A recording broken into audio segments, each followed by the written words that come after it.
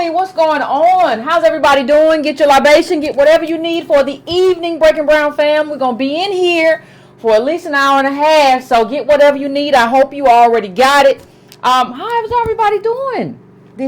Somebody said, good evening. Good evening. I always sound like Count Dracula. I feel that when people say that, good evening. But good evening, Breaking Brown fam. Listen, let's get all of the housekeeping out of the way, family. Let's get all the housekeeping out of the way. Please like.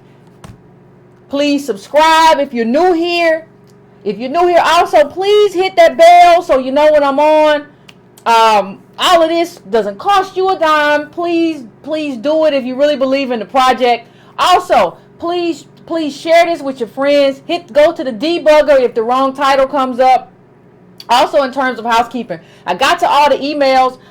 Like I said, for the newsletter, it was suppressing. If you don't open it or whatever, or don't confirm if you subscribe to the newsletter, it'll suppress you and you won't get the newsletter. So I got to everybody who emailed me last week. If you didn't receive the newsletter, please check your promotions folder of your spam inbox. And if you still didn't get it, please email me at editor@breakingbrown.com so that we can take care of that. What's going on, my DOS family? What is going on? Please, we only have a couple of things to talk about, but I feel that it all connects in a certain way. So I kind of want to, as I let people stream in, I want to kind of do something where I kind of talk about, because everybody's talking about what happened with the Serena Williams with the match and the ref and was it racist, was it sexist, and I've had some back and forth with people who have been like kind of challenging me because I put on my Twitter to Serena. I basically said, job well done in terms of how you handled yourself once it was over, in terms of getting people to stop booing. And we can all disagree. I don't ever have a problem with anybody disagreeing with me. I have a problem with people who cannot tell me why they disagree, who can't make a cogent argument. It's fine to disagree. It's what we're supposed to be doing. And so for those of you who didn't catch it, or you're not in attendance or whatever, I'm really not. I just watched it because it was Serena. That's kind of like, but here's what this was kind of the beginning of that moment. This was the early part of that moment that I'm talking about. This is, and if you didn't watch it, there was a whole bunch of stuff that went down. There was a whole bunch of stuff that went down, right? And Serena, I mean, she said, you're a thief. You took the game. You stole it from me. Like, you, not only did you, like, the coaches over here doing little hand motions. There's some question about whether or not you can see it. He says he was coaching and everybody coaches. He's never got called for it in his career, but it's coaching. So you get called on something that your coach is doing, and you smash the racket, and you call this dude a thief, and he calls you again for verbal abuse. For those of you who missed it, this is kind of how it went down. There was a lot of stuff going on, family. There was a lot of stuff going on with Serena and the ref. And what was it? Was it racial? Well, it's going to be kind of hard to make the racial complaint when people see you and the person that you're playing, who is, I think, Japanese and Haitian, as y'all just the same kind of black. Melanin is melanin. So it'll be hard to make that case. And the question is, should you make that case? See, I'm gonna veer off from where I normally am before we get into a kind of political discussion. I want to have a different kind of discussion for just a little while. I want to have a different kind of discussion for a little while. And I just want to put this up for people who say that Serena never talks about race. She does. And I agree, and I'm going to get to this at the end, that she has made kind of a pivot. But I want to take you through a little bit of like my life. I'm a Gen Xer. So I want to take you through a little bit of my life in terms of how I interpreted everything. Bar none, Serena's a champion. There's no other way to put it. There's no other way to describe it. You know, there's no other way to describe it. And she lost a point and a game in total. It's almost like near forfeiting because this dude decided this is what I'm going to do because I got the power to do it. Now, you had Nadal in another match who basically had called this guy an abortion and said, I'll make sure you never hear for another one of my matches. Bet. Right? That's what Nadal told him. But you didn't take that game from him, right? So let's be very clear about one thing. People say, well, Yvette, now you're talking about sexism. But, you know, when we talk about black patriarchy, you don't want to hear it. Because you can be sexist in my chat. I see a lot of people say stuff to me that they would never say to Antonio, that they would never say to Tariq Nasheed, they would never say to Umar. There's a lot of people on YouTube you would never say certain stuff to, but y'all get real loose in my comments, right? That's not patriarchy though, because you have no control over me. You have no control in terms of in terms of what happens in terms of YouTube or the world that I live in or how I navigate my life. That's very different though in terms of Serena, where this is an elite sport and they set it up. They set up the whole thing, the structure, the system, everything. And it's a microcosm of white wealth anyway. It's an elitist sport. Right? So it's within its wealth, it's an expression of wealth within wealth. That's very different. So he has a power to I'm going to take this from you. I'm going to take the whole game from you. Because I can. Why can't I? Show me I can't. Now, I don't know whether Serena would have won or whether Osaka would have won. I don't know. I have no idea.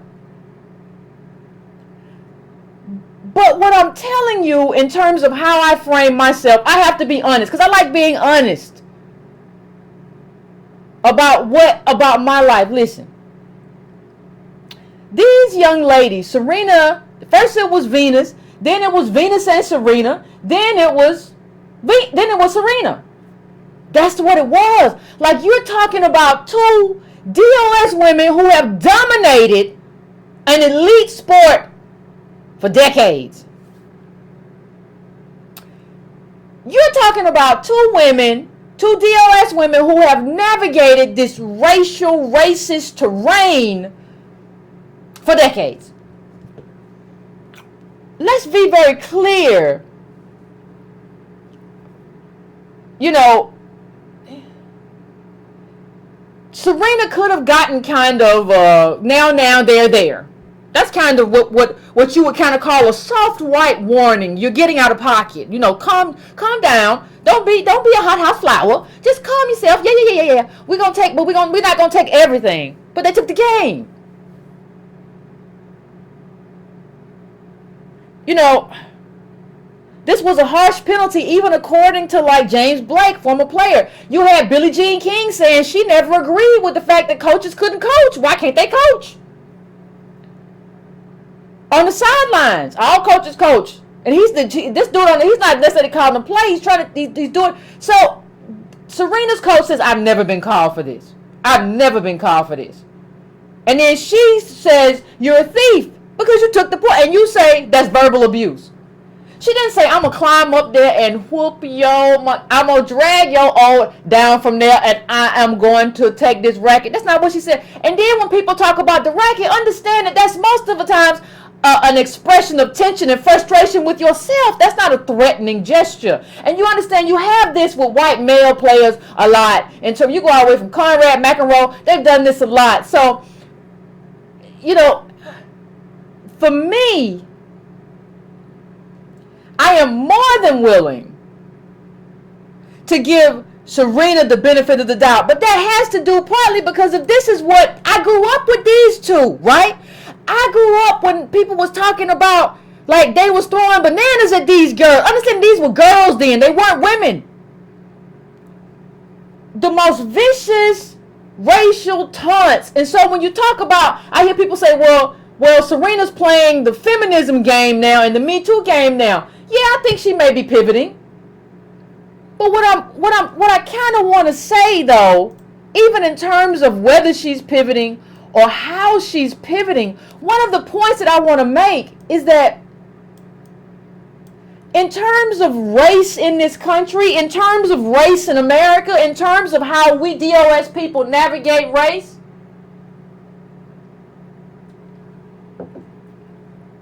these two women have given a lot. See, this is the thing. And people say, well, Yvette, it was symbolic. What they've given is mostly symbolic, and you don't like Obama for his symbolism. We elected Obama. We turned red states blue for Obama. He owed us something.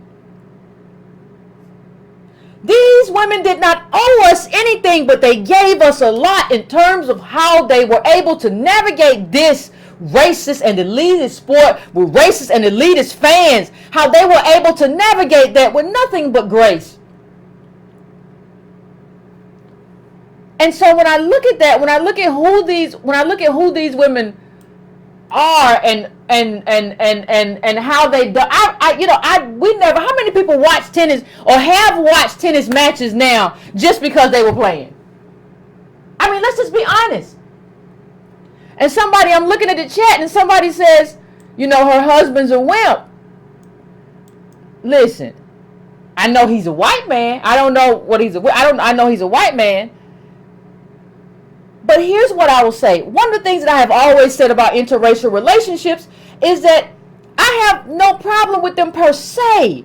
The problem that I have is that I see a lot of them that are not black led. It's almost as if the white person has you and that's a burden because of everything that comes with you, because of who you are in this country and how you have been subjugated. So when you have to speak about race, you don't want to speak about it full-throatedly. So if I'm around you and Chad or you and Heidi and I say something about race, you tell me, well, Yvette, come on. Or, girl, come on. That's my, Chad, my boo. And or Heidi, you know what it is. Come on, Yvette, that's my wife. So you don't want to talk. You've been defamed, right?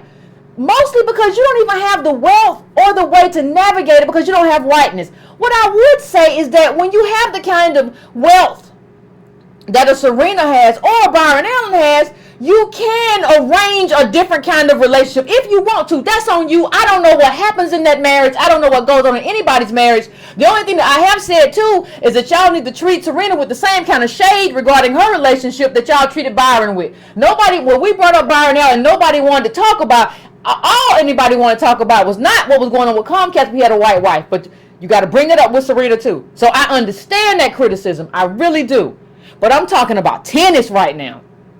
I'm talking about how they navigated this tennis world. Serena and Venus both. Serena and Venus both navigated this in a way that Colin Kaepernick didn't have to, that I didn't even have to. They navigated this world of sports as darker-skinned black women. Right? From Compton with a dad who was unapologetically black. Now, what I will say in terms of that is,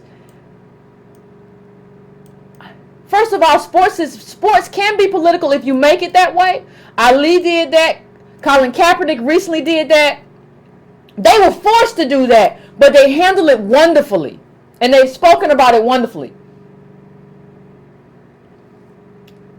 And so I've never, with the dad and the stand, I don't know if millennials or people below that, do y'all remember when he used to be in the stands walking around yelling? He didn't care. Like, them was his girls and he was going to do what he was going to do. He was going to be a black daddy. He didn't care.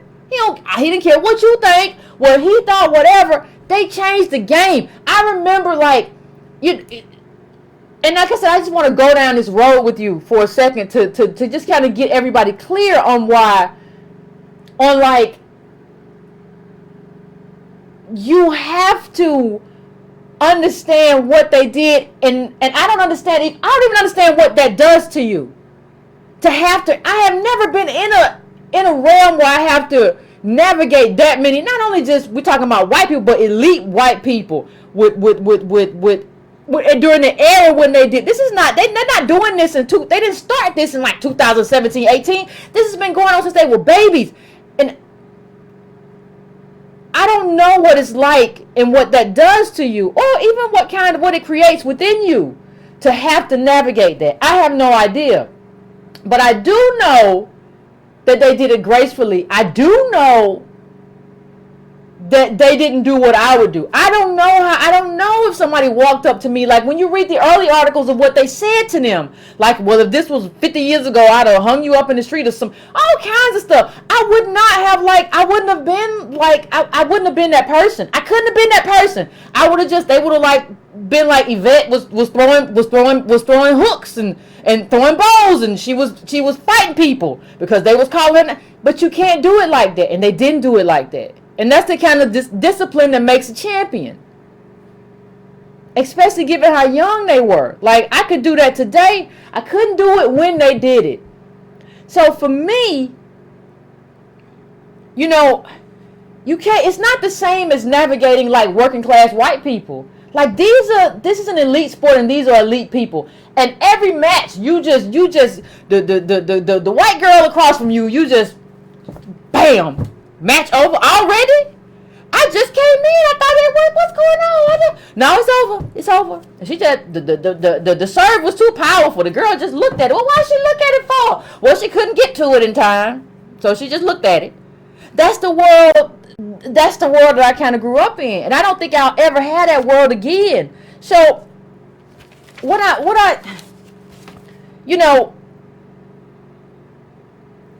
have to say is that I am in terms of who I am and how I came up. I didn't have to navigate the world as a darker skinned, brown skinned girl in an elite world. I didn't have to navigate the world as a darker skinned girl at all. And I appreciate you. I appreciate Serena. I appreciate Venus. So I give them a lot of latitude because of what they have done for the race before they got to this point. Right? But regardless of who you are now or what you're doing now, Venus or Serena, or who you married now, see, your child would not have to navigate that world because your child is mixed and your child looks like me with curly hair. But you navigated that world in such a way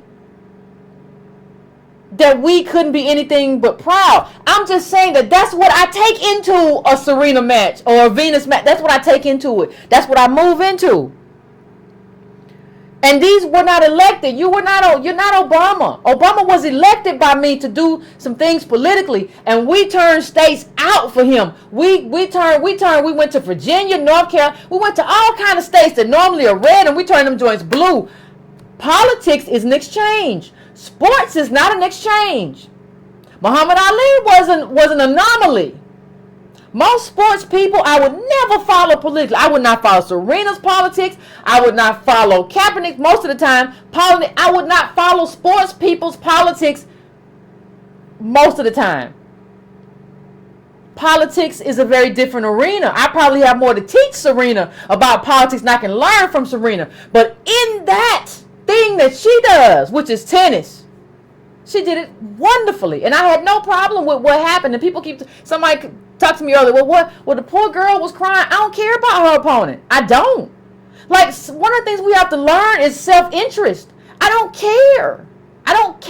Like, well, they booed her before Serena came up and told them to stop booing. They booed her. I don't care. Nobody cared about Serena and Venus when they were running around getting called names and people were saying all kind of nasty stuff. I don't care. Like, I think what has to happen with our group, we have to be able to say that. I don't care. It doesn't matter to me. Like, these people don't matter. These other people don't matter. We're not able to say that. We have to have empathy for everybody. We don't have empathy for our own selves. There was a prison strike recently. We're going to talk about it. Did you have empathy for that? Did you share that? No. You probably got a cousin, brother, uncle, somebody locked up or been locked up, but we have to have empathy for Osaka. Why? No. And what Serena should at least. Why? She was very nice to the young lady and then hugged her and told him to stop booing. What kind of empathy do you want to see? Listen, this is a field. This is a court. They on this court. This is for and Serena's a champion, I would be much worse with that kind of talent. I would have hugged you, but I ain't telling nobody to stop booing. But Serena did the right thing, and it was the graceful thing, and it was, that's what you want out of a champion. And so, I that's not her, that none of that was her fault anyway. She's earned those fans. Come on. So what I want to say is that Serena she paved the way. Venus paved the way, and we're going to have to get better with a lot of stuff. And what do you mean, Yvette? Before I get to the politics of the conversation, there's a lot of stuff we got to get better with. Like, okay, I'm in the car probably about a month and a half ago. I'm in the driver's seat, and a white guy walks by. Well, he is who I am. I'm going to tell you the kind of person I am. I lock the door when anybody walks by my car if I haven't locked it already. I don't care. I don't care. I don't care. I don't know you. I'm locking the door. I don't care if you get offended. I don't care what's going on with you. Listen, I don't care. So a white guy walks by the door. I politely just hit the thing and lock the door. And he looks at me like he don't know what's going on. Well, I don't care. And I'm the kind of person, I'll make eye contact with you. I'm not going to look away. I got nothing to be ashamed of. You could be a mass shooter. Not today, Chad. Not today. So when you look at me, I'll keep your gaze. I will hang on to your gaze.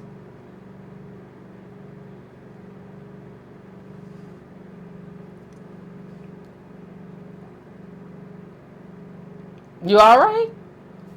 Because I'm not all right. So that's just because, you got to get to the point.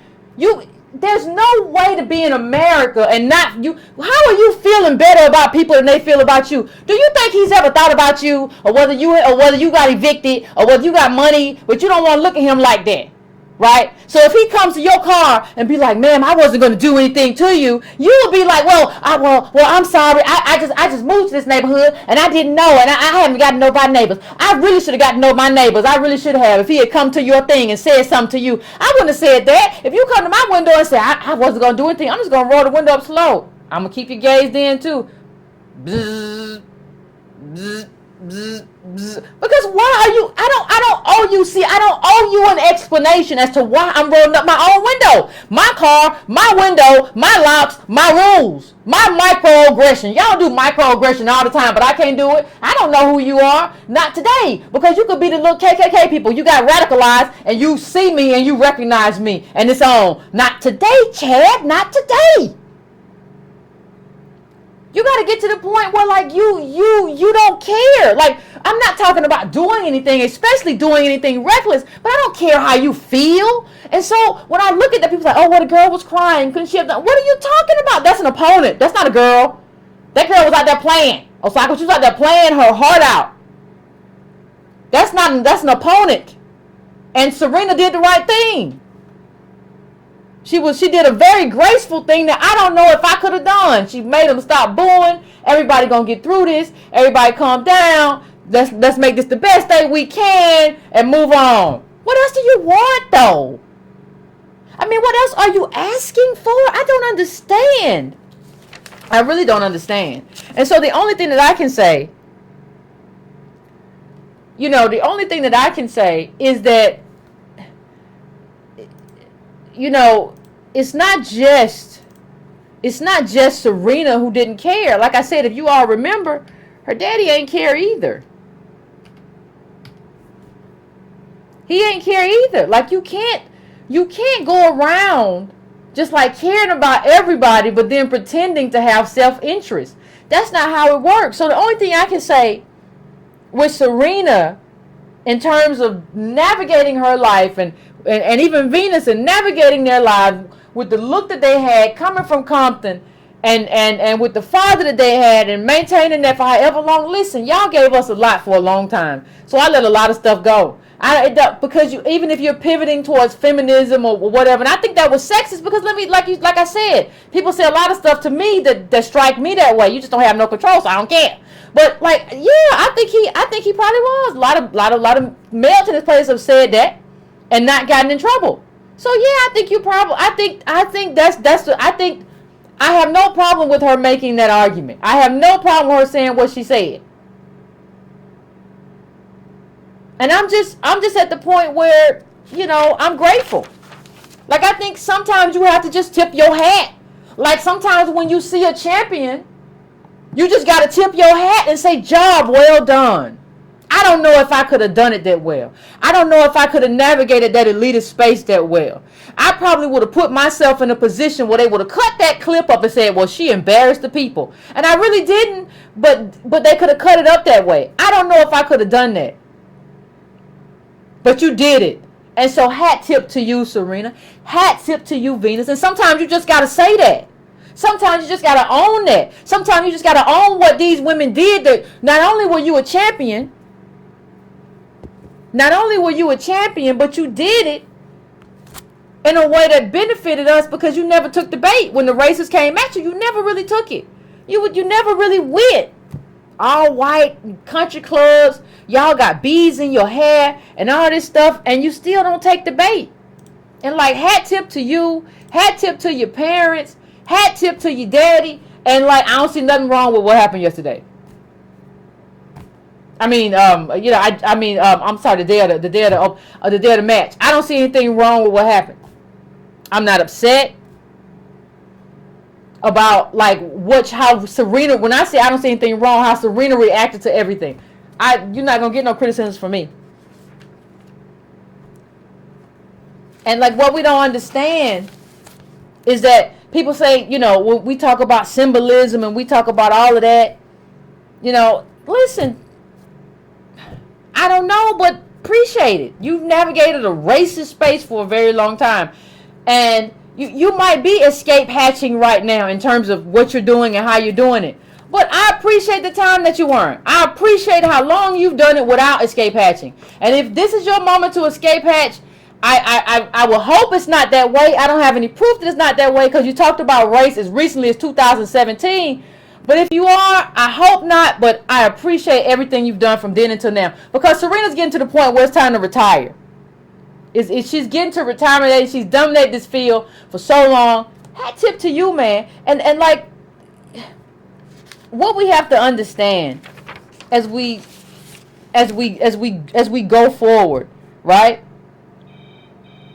Is that I wouldn't follow her in politics, but I appreciate her like being a champion and not losing her cool. I appreciate that. And so, like I said, she has a look. She has a darker skin, black look. And she has a life. It's not just a look; it's a life as well, right? Because you had two DOS parents. You had a black father who was in the stands doing all kinds of stuff. He didn't care. He did not care what you thought of him or what you felt about him. And I'm going to juxtapose that. And I'm doing theory right now, my people. We're doing politics 102, not 101 no more. Remember that. I'm doing theory right now. So I'm trying to flesh out this Kaepernick thing. And I'm trying to flesh out, like,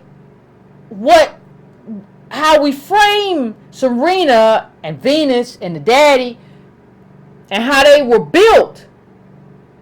And like how Colin Kaepernick was built. See, we even call him Cap. Like, did anybody in high school call him Cap? Why do we call him Cap? He ain't our friend. We don't know him from nowhere. Why do we even call him Cap? How does that make sense?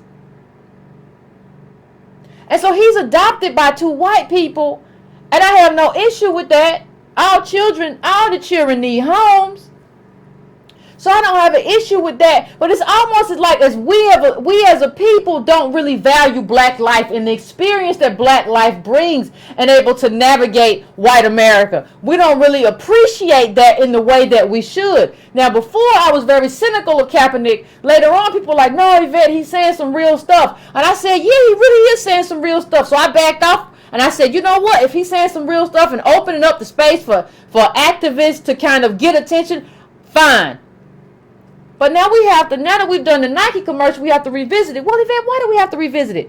Well, because I think there are some things that are being used here that really shouldn't be used. Because we call him Cap, we call Oprah Auntie O. And people say, well, why are you holding Kaepernick to a standard that you didn't hold Serena to? Because Serena never monitored a protest. If Serena ever decides that she's going to protest for police brutality and everything else, then I'm going to hold her to it too. Because at the time that you decide you're going to do it, you got to stand it. I didn't tell you to do it. I did not make you do it. I would never have made you do it anyway, because I don't follow sports figures. I don't think they most of the time know enough. So you don't know enough for me to follow you anywhere. I'm not going to follow you down the street to the bus stop, boo. So don't you look to me to follow you. But since you said you was going to do this and you started tweeting some real stuff, I gave you the benefit of the doubt. Not at first, but I backed off. And I gave you the benefit of the doubt. So now we have to do, remember what the Republicans did after they lost that election to Obama? They did an autopsy. So I think it's time for us to do an autopsy. We got to do an autopsy and figure out what happened and what's going on. There's no other way to do it. And for those of you who will say, well, Yvette, you just paranoid. You just see a conspiracy behind every corner. Do y'all remember what Alexander said? Alexander said white supremacy is undefeated. And it is. And so if it's undefeated for a reason. If it wasn't, we would have won by now. It's undefeated for a reason because there are always plans at work. So, what I'm trying to figure out, Antonio called Kaepernick a butterscotch panther, because of how they tried to paint him in the likelihood of Black Panther in terms of that Nike ad and the look. And so here's what Antonio said in terms of that look. Butterscotch Black Panther. Now look at the coat. They both got the brown coat on and the afro, but I think I could even take it like a little bit further than that. Honestly. I want y'all to look at this picture and tell me what you think. Now just tell me what you think. I want an honest opinion.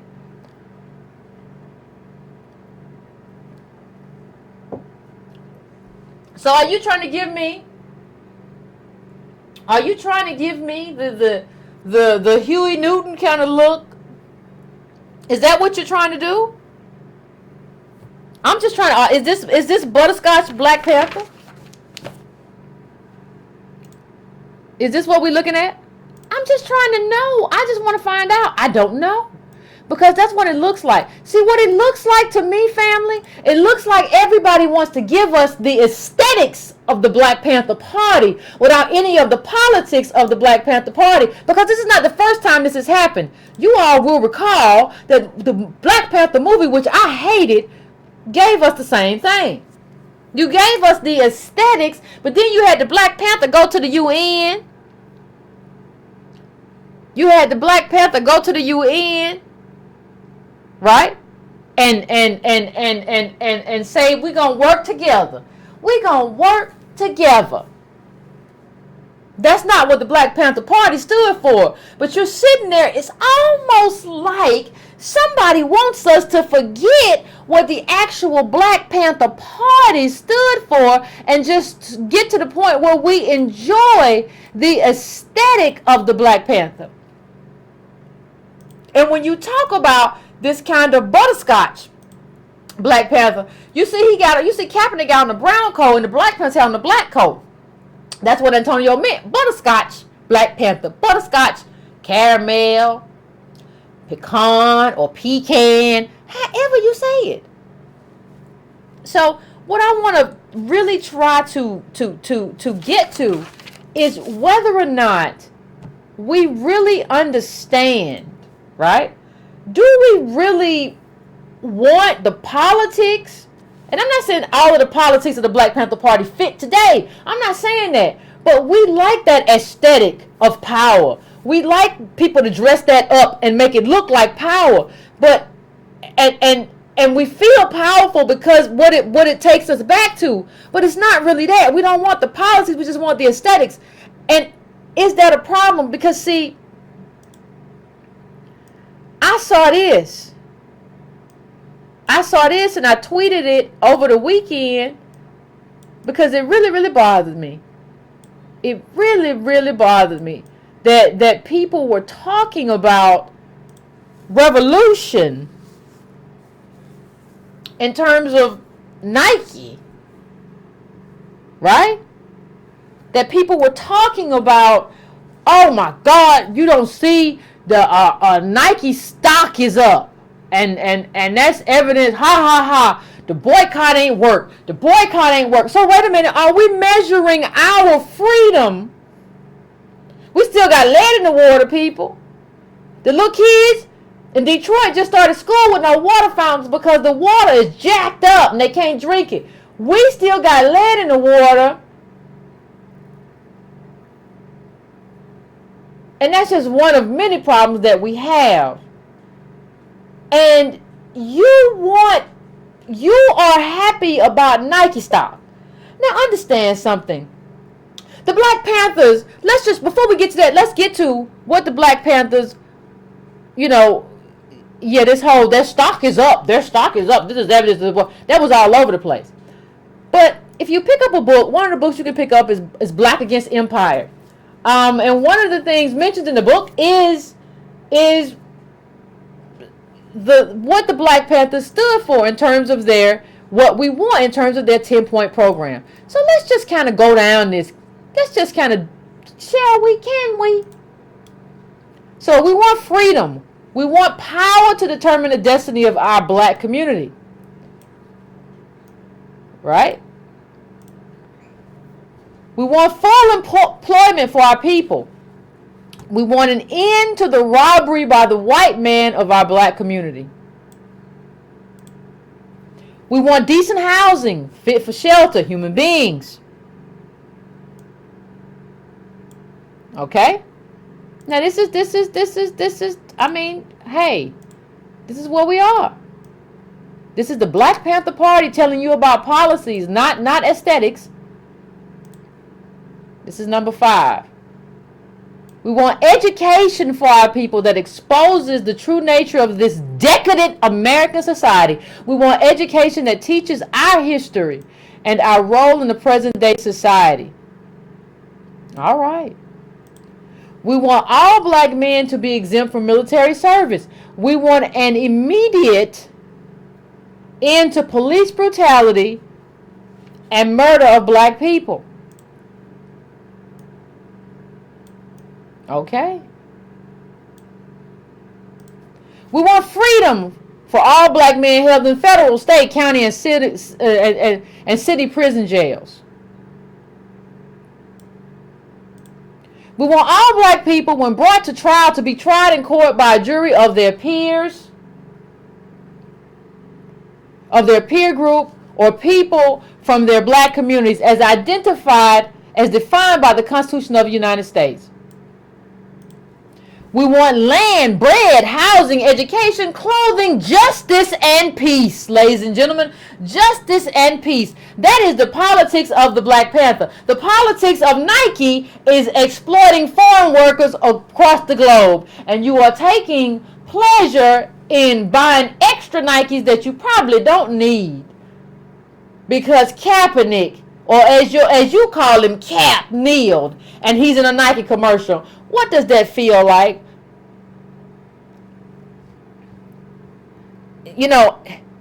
The politics of the Black Panther Party is anti-capitalism, anti-exploitation.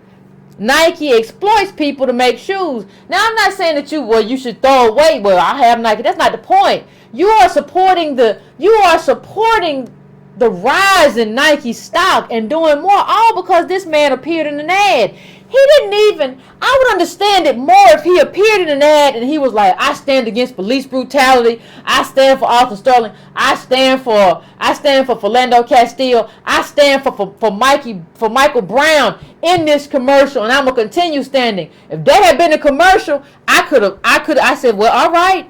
Now I would have been like, I didn't expect that from Nike, but okay. But that wasn't a commercial. The commercial was about disabled people and Muslims who fence and women who play football and they cheerlead at the same time. It wasn't a commercial about us anymore.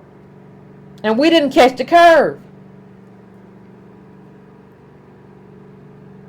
And then you got a bunch of Nike shoes that are for a sting raid in Chicago. A bunch of Nike shoes on the truck. And they just want the little poor kids who don't have nothing to come and try to get the shoes that look like they free. So they can get arrested. But I'm supposed to go and buy Nikes. And like I say, extra Nikes. Because all of y'all who going out and buy Nikes, you already got shoes. Ain't like you ain't got nothing to wear in your closet. You got a shoe there somewhere. You don't need that shoe. And you go out and buy that shoe because, well, Cap, he need his money. The man got to get his money. I don't care about Cap's money. First of all, Cap's already a millionaire. I don't care whether or not he gets some more money from a Nike contract. Why do I care? Why should I care? See, if Cap didn't have no money, let's say if this whole thing, protest had broke Cap, y'all wouldn't care at all. Y'all only care, the people who care only care because he's getting money. He getting his money out. He got to get his paper. You only care if they said Colin Kaepernick is broke because if the thing had went the other way and they said Colin Kaepernick is broke, y'all would be like, oh man, I ain't messing with him no more. Because we're so trained to just love people who have money. That's the American way. They got money, we love them. Well, he got more money than you got, Yvette. That make him smarter than me because he got more money. Okay.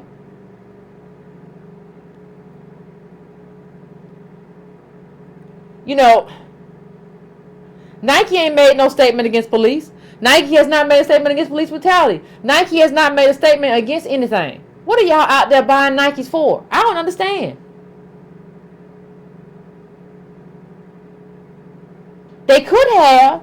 That could have been the moment where Nike and Kaepernick came together and made a testament and a statement against police brutality together. We stand with Kaepernick against police brutality and the disproportionate targeting of police as an arm of the state against black people.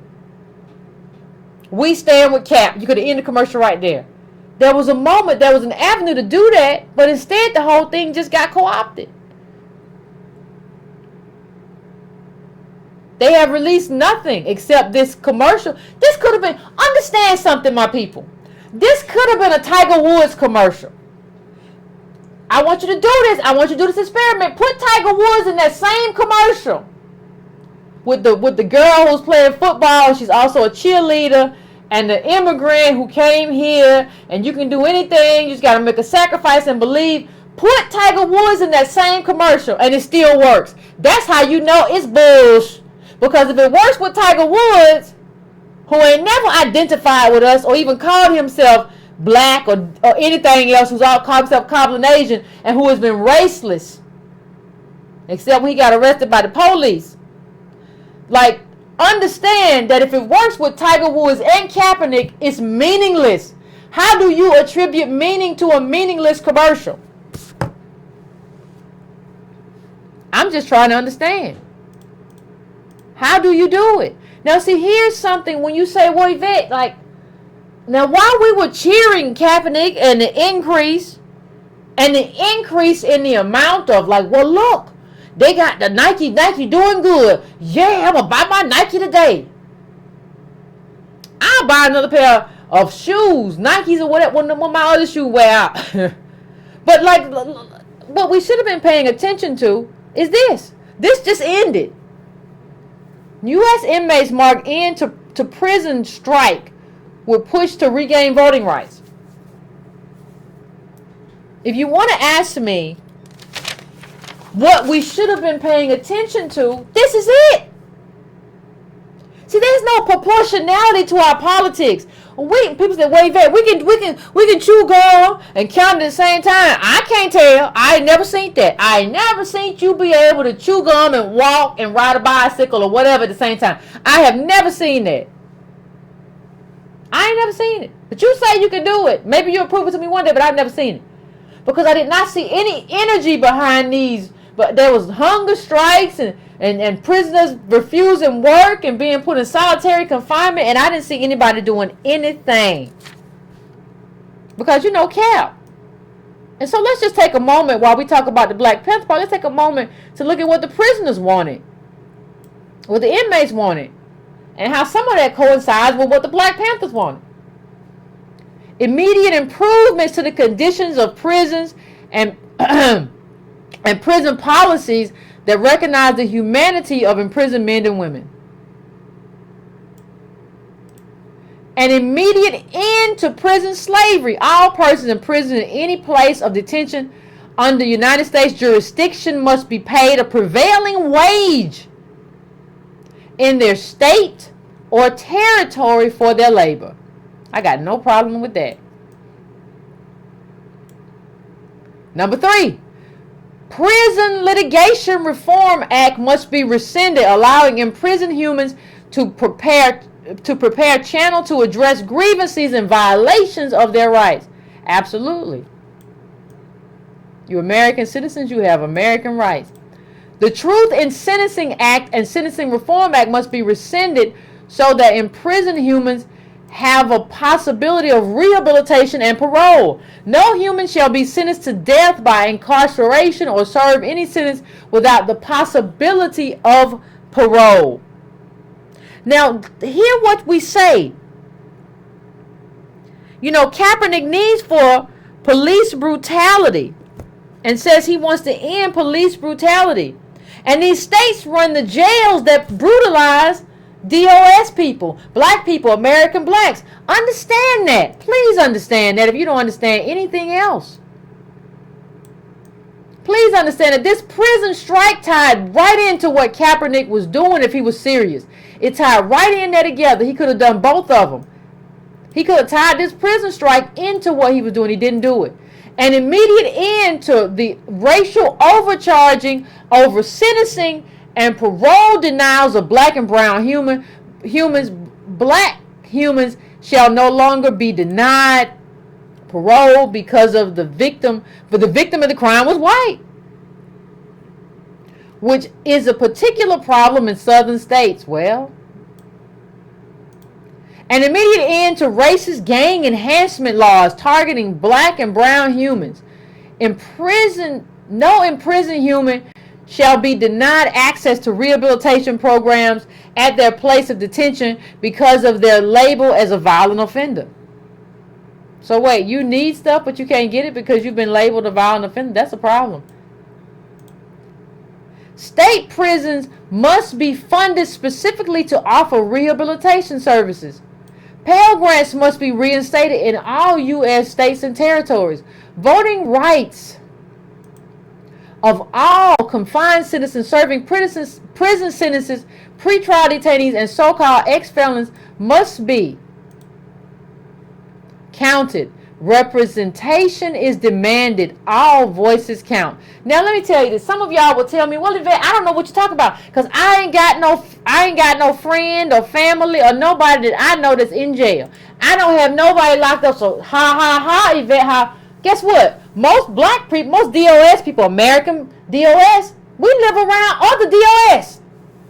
So guess what they doing? And we've already talked about this. They just gonna drop the prisoners back off at home. You know what home is? Home is all of our communities. So we all stand to benefit if these prisoners are allowed to vote and they have a stake in their community. If they get rehabilitation to deal with not only what happened to them while they were in prison, but what happened to them before that. They need therapy. They need help. They need jobs. They don't need an ankle bracelet that costs anywhere from $3 to $30 a month that they can't afford to pay for. They don't need an ankle bracelet, even if you are a black woman and you come and you get an ankle monitor. Well, if your kid crossed the street, you got problems because you're supposed to be in the house. So now you got to explain to your probation officer why you went out of the zone. Your uncle got to go to the emergency room. You can drive, you got a license, but you got some explaining to do because you finna leave. This is all a problem. You know, there's a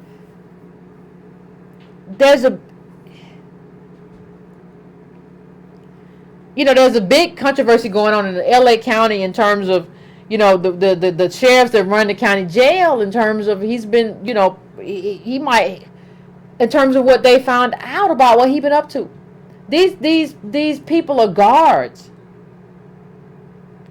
The police are guards. And so what I'm telling you, what I'm trying to kind of drill home is like, it doesn't make any sense to pay attention to Kaepernick, but you are not paying any attention to the people that Kaepernick says that he was kneeling for. So you paying attention to Kaepernick and butterscotch Black Pantherism, but you're not paying attention to the people that Kaepernick said he was standing for. Those are people who are probably in your family. And if they're not in your family, they're about to be back in your community when they let him back out. You need them to be okay. You need them to have rights. And going back to this article, like, we don't even understand what's been happening to them. One of the people who was involved in the protest, which is just hunger strikes and it's hunger strikes and refusal to work and that sort of thing. But they said they have suspended all recreation so that we are in our cells literally 24/7. He said they turn back our mail. These inmates can't get mail. They threaten anyone found to be associated with the strike with solitary, and they've painted windows in our cells black that we have no idea whether it's day or night. Did you even know? Did you even know that this was happening to them? Or are you somewhere talking about how we should just, well, what we need is, well, we should just, we've been liberated because Cap. Did you even know? So here's what this prison labor is modern slavery. I've been sent to solitary for speaking out. Here's what he had to say. Here's what Johnson had to say about how he's been treated. And just listen to this. Johnson has been told that he faces transfer to a different penitentiary following a pattern in which he has been moved around the country from prison to prison, from Virginia to Oregon, Texas, Florida, back to Virginia. And he says, this is a form of retaliation. His attorney, Justin McDaniel, said, the authorities object to the way he exposes injustice inside the system and that he does political education work with other prisoners, and so they move him around to try to neutralize him.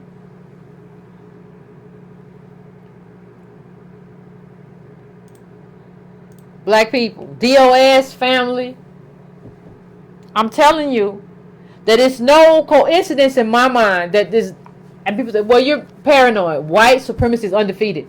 This stuff came around right around the time of this Nike ad came out right around the time of the prison strike. And this was like set to be like the biggest prison strike. And it was set to be George Jackson, Black Panther. It was set up to be the same as the anniversary. Look it up. And it was supposed to end when Attica, look it up. That's how it was set up. Police brutality happens in prisons and on the streets. So are you concerned about Cap? Cap got to get his money. Or are you concerned about the people that Cap said he was riding with? I don't understand. This is your life. This is all, we live around each other. We haven't even, this is an opportunity. When this sort of thing happens, it's an opportunity. What do you mean, Yvette? It's an opportunity to decide. Because what happens in America, right? If you don't decide how you feel about an issue or what you think about an issue, and this is an opportunity to do that in terms of mass incarceration, somebody will decide for you, and they will present it to you in a way that sounds perfectly fine. Well, you don't have any problem with them wearing ankle monitors. At least they ain't in jail, right? You be like, yeah. That sounds fine. That sounds good. That sounds real good. Until you find out how much they're paying, until you find out what they can do and what they can't do, until you find out where they can go and where they can't go, and what that means to a family. You have to know all of this information ahead of time so you can decide for yourself. Before the politician gets in your face, you have to already have a point of view. And this kind of thing, regardless, I'm not even telling you to go anywhere. I'm telling you to know about it.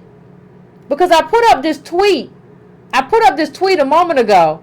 But it's from a group that really plotted this out. and really, and talked about what this prison strike was going to mean. And the sheriff in LA, he might do 2 years. And he was monitoring jails before the street, right? So this happens all the way around. Look it up.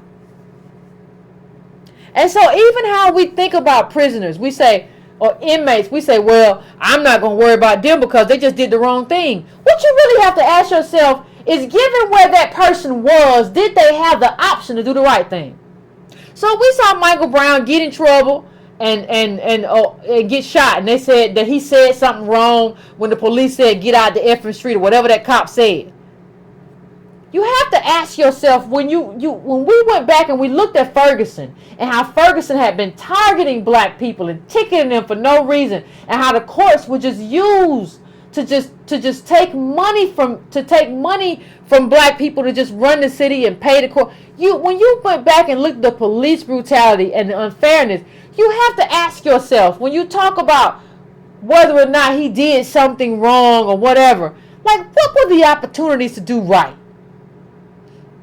And every time a DOS person is convicted, you have to have an assessment of what this means in terms of white America, in terms of America. You have to litigate America every time. Who was this person? What community were they in? What opportunities were available? What kind of life did they live? What kind of frustration did they have? And what kind of things, had they been in place, would have changed this whole situation? That's how you weight something.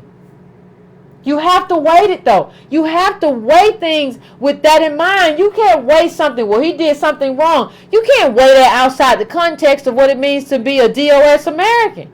You know what that looks like. You have to weigh it. And this was an opportunity for us to kind of not only hear what the inmates had to say and advocate for what they were advocating for, but also to understand who we are and what our position should be. So when a politician comes around and says, well, I just want them to be monitored. Hold on, what you mean?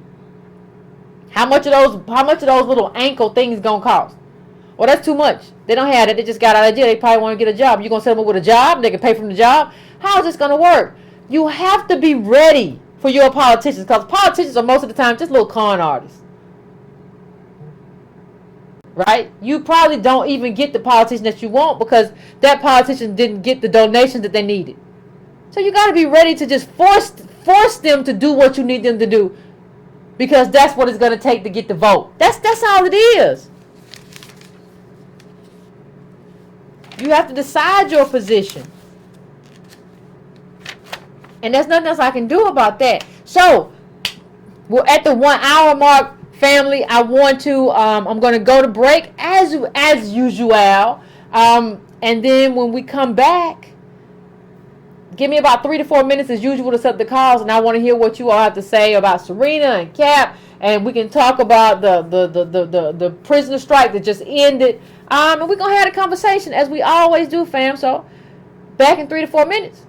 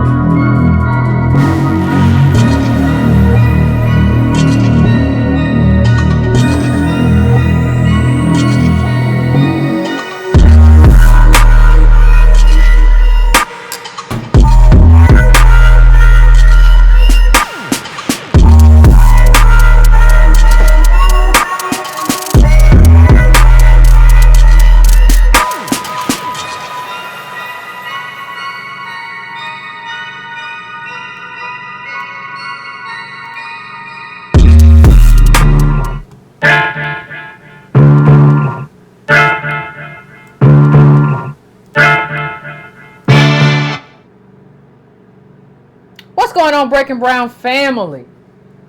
What is going on? I think we're about ready to go to the phones. I think we are about ready to go to the phones. I think we got a familiar call. I think we got a friend of the family right now. So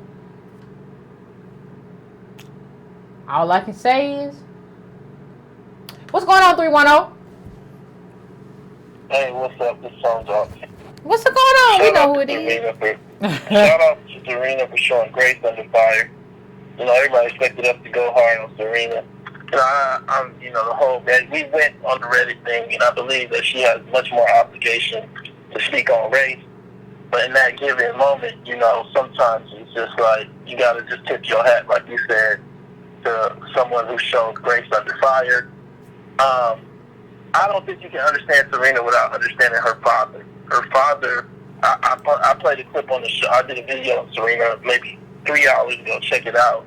And it has a clip of her father going off on a reporter during an interview with Venus, when Venus was like 14.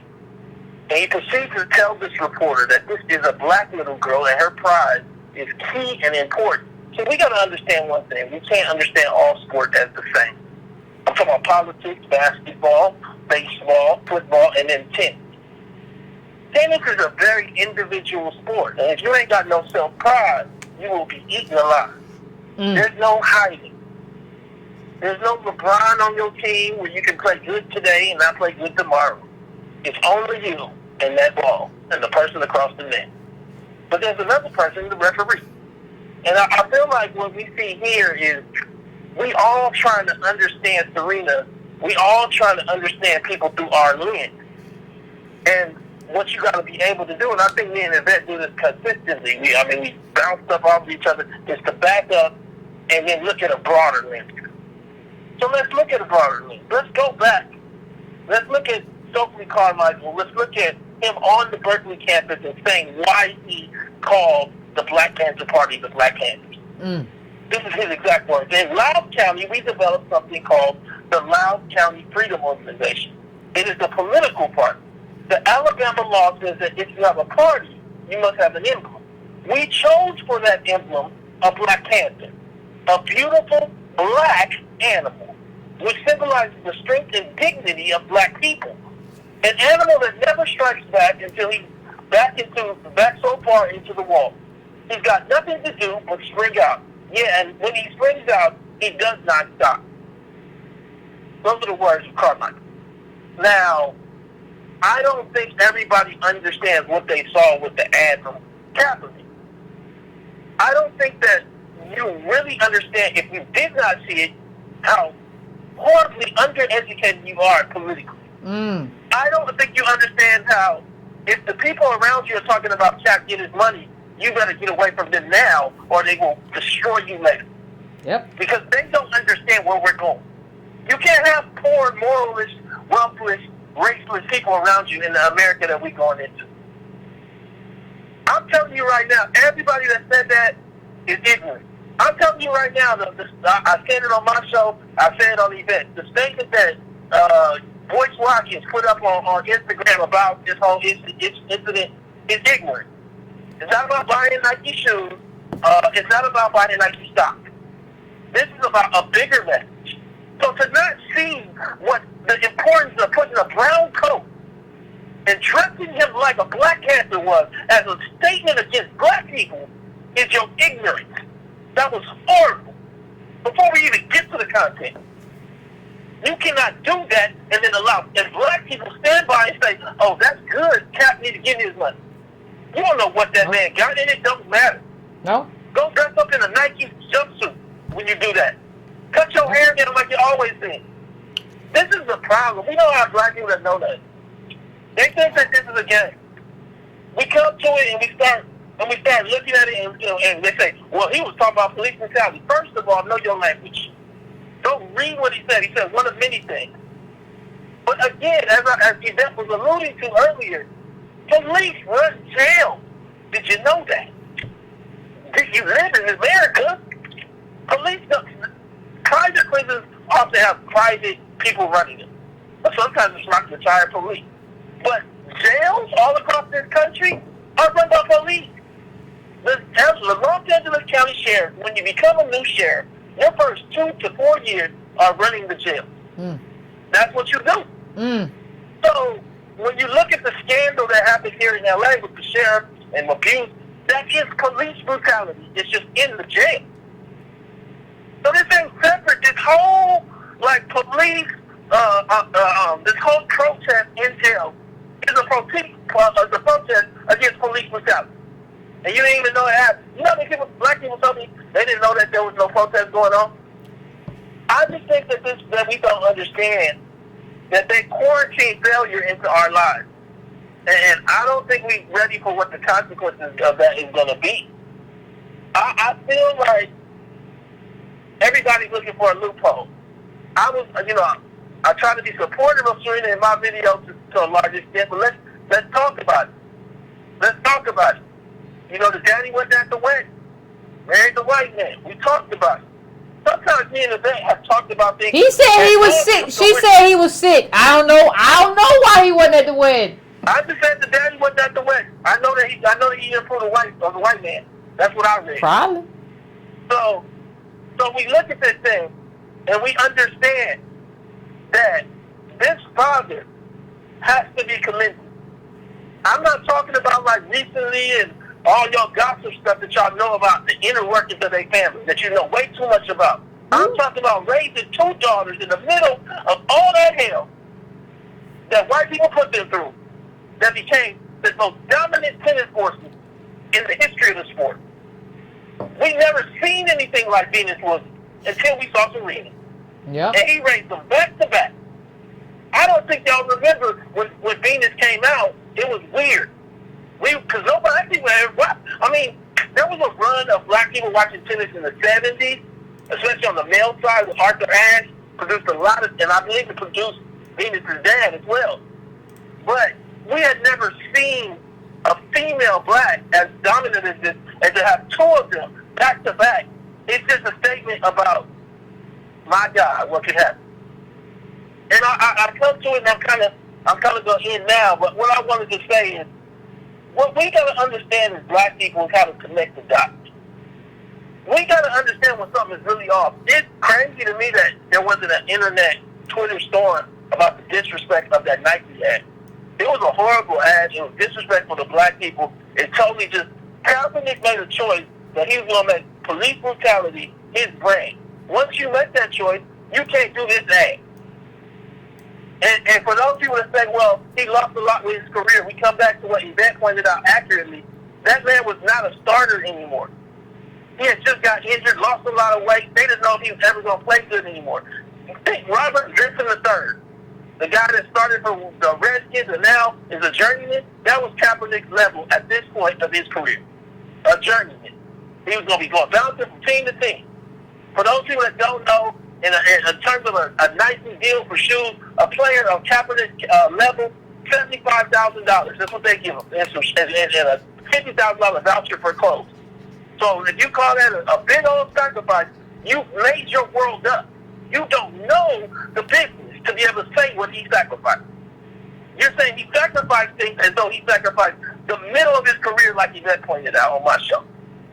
I just think right now where we're at is black people, they need to there's so little opportunity that what we're doing is we're creating an idea of somebody else's opportunity without knowing anything about the business.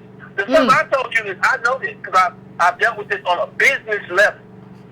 I didn't deal with Kaepernick's deal, but I'm telling you on a business level, they don't pay football players millions of dollars to wear their stuff. We don't buy tennis shoes from them.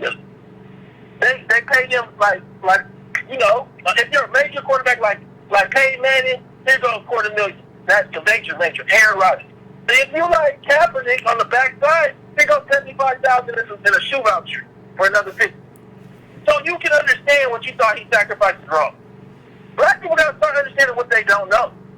And I just feel like in so many ways, police brutality, everything else is being skipped. And we missing the fact of, and it wasn't a butterscotch Black Panther. It was just a butterscotch Panther that we saw. I'll leave it at that.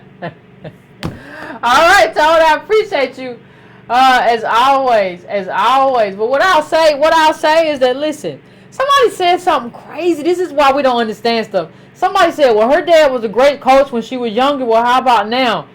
When you build a child to adulthood, when you build a child in terms of athleticism and everything it takes and the mental discipline and physical discipline, to that point, you don't got to be there no more. You already built them. You already did the work. You don't got to be there anymore. You don't have to be around anymore. You don't have to stay around and be the coach. You already built Venus and Serena. That's what you did. Like, so I don't understand, like, well, what is she doing for DOS? Her whole life up until now, or like recently, was like a testament to like what we could do. And like how we could navigate racist white spaces with grace and confidence. And still go out there and beat everybody on the court. But see, she didn't say she was going to be Kaepernick. So I'm talking about her in terms of being a DOS athlete. She never said she was going to, even though she did in terms of her life being a testimony. But she never said she was going to kneel and mount a full throttle campaign. But like, I don't think people understand that these Venus and Serena have dominated women's tennis for as long as I can freaking remember. And done it without doing something that made black people say, oh my God, you done embarrassed me. None of that ever happened. You navigated that. You did it perfectly, superbly. Kudos to you. I'd have been fighting somewhere, so kudos to you. I'm going to 973. What's your name? Where you calling from, and what's on your mind? Hey, what's going on, Yvette? What's going on, Yvette? This call from out of New Jersey. There's three things I wanted to touch on. Okay. With the Kaepernick thing, I mean, I didn't get caught up in the fanfare, but I did post the ad, the initial face and the logo on my Instagram. Not to sound hypocritical. And nowadays, I kind of wait before I make statements. You know what I mean? I got to, get more information before I talk. Okay. So I think you guys are like point on, because it's just real interesting how the dominant society kind of absorbs movements, and before you know it, the same government that plotted your execution can now advertise Big Macs while your speech is playing in the background in January, or put your face on a stamp, or paint the narrative that, speaking about Malcolm X, that he was a Muslim, hated white people, went to Mecca, found out all white people wasn't bad, then got killed by black people. You know what I mean? You think they can absorb these movements and basically create a whole new narrative. So I just basically, just keeping my eye out for that.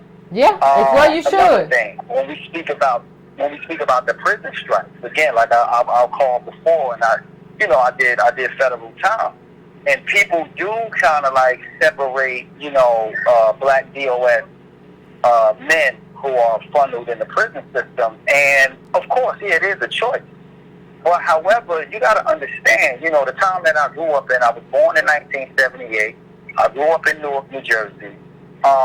During that time, I didn't really realize what happened before I entered this world, before I entered that particular place on the planet.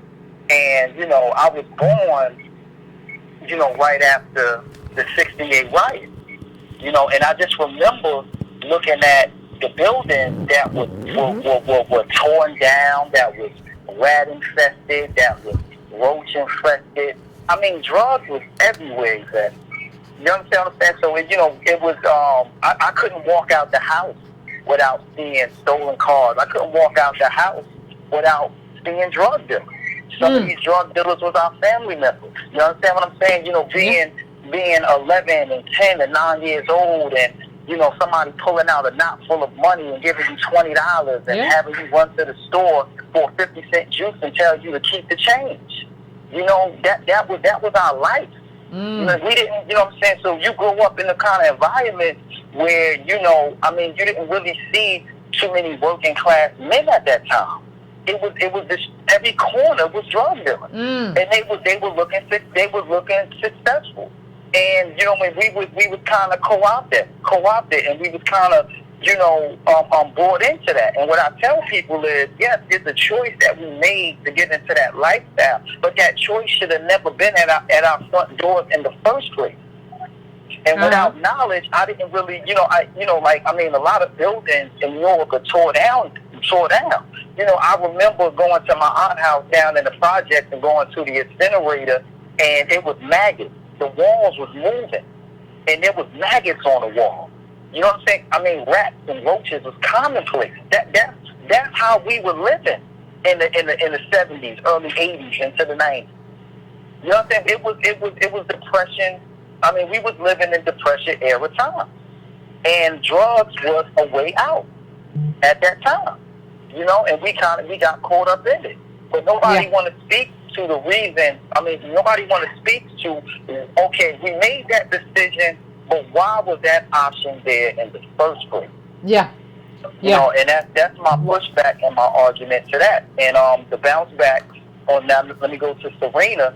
I'm kind of glad I kind of held back on my criticism of Serena, you know, because I think that we look at Serena, and, you know, a lot of people, you know, say something about her choice of who she married, but, you know, with her life. I think that you guys put it in great perspective, especially Tone. But my whole thing is, when I see that, and when she spoke about sexism in the sport, I think, and I called another show, and I just feel like it's easier to basically go that route. Oh, it is. May have been racism. Oh, it is. It is. No, I agree with you. I agree with you. I think part of what is happening is Serena is kind of escape hatching, right? But there's another part to it. I agree with you that it is easy. What's happening in our communities really is that nobody wants to go DOS. So everybody is, well, I got a disability. Well, I'm gay. Well, I was a sexist. I'm in the Me Too movement. So everybody's going a different route. But in that instance, in this specific match, not how she's going to use it or milk it. In this specific match, I was like, yeah, that looked like some sexist stuff. That looked like in this match, not forever, not in terms of your life. The thing that has probably impacted Serena most, in my view, is probably race and racism. That was a cartoon that basically painted her as a big black monster. So I think racism is the biggest thing. But I do think that, like, he didn't want to see female rage. And, like, the thing is, I get that too. Like, people have a problem. Like, you know, I feel like I interacted with a black man, like 3-4 years ago when I was doing YouTube, and I said something. It wasn't offensive, it wasn't mean, but it was critical of him. And he, like, somebody had to come between us because he wanted to fight. And I think that there is a problem with, like, not allowing black women to show rage. Like, you don't want me to call you stupid, but if you stupid, I'm gonna call you stupid. And you don't take that now. If somebody call you stupid, man, you ain't got to do that. And I didn't call him stupid, but I said something that proved that he was stupid. But I didn't call him stupid. But if a black male says that, man, nah, that ain't what it is. But when I do it, you want to jump bad and try to use your muscularity. I'll get you arrested and locked up. You will be a part of the mass incarceration problem if you hit me. But I'm just saying that, like, so I saw that. And I think that when we talk about that, we have to understand there's a different lens. Like, you can do, but was that patriarchy? Was that black patriarchy? No, that was sexism, but it wasn't black patriarchy.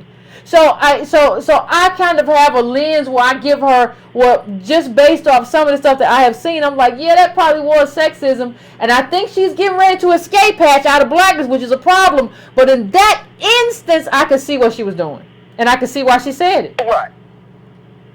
You know what? And like I said, I mean, that right there is maybe something I need to re-examine. But I'm going to let other callers jump in. But again, like I said, the main point that I wanted to touch on is, you know, I mean, black males in prison.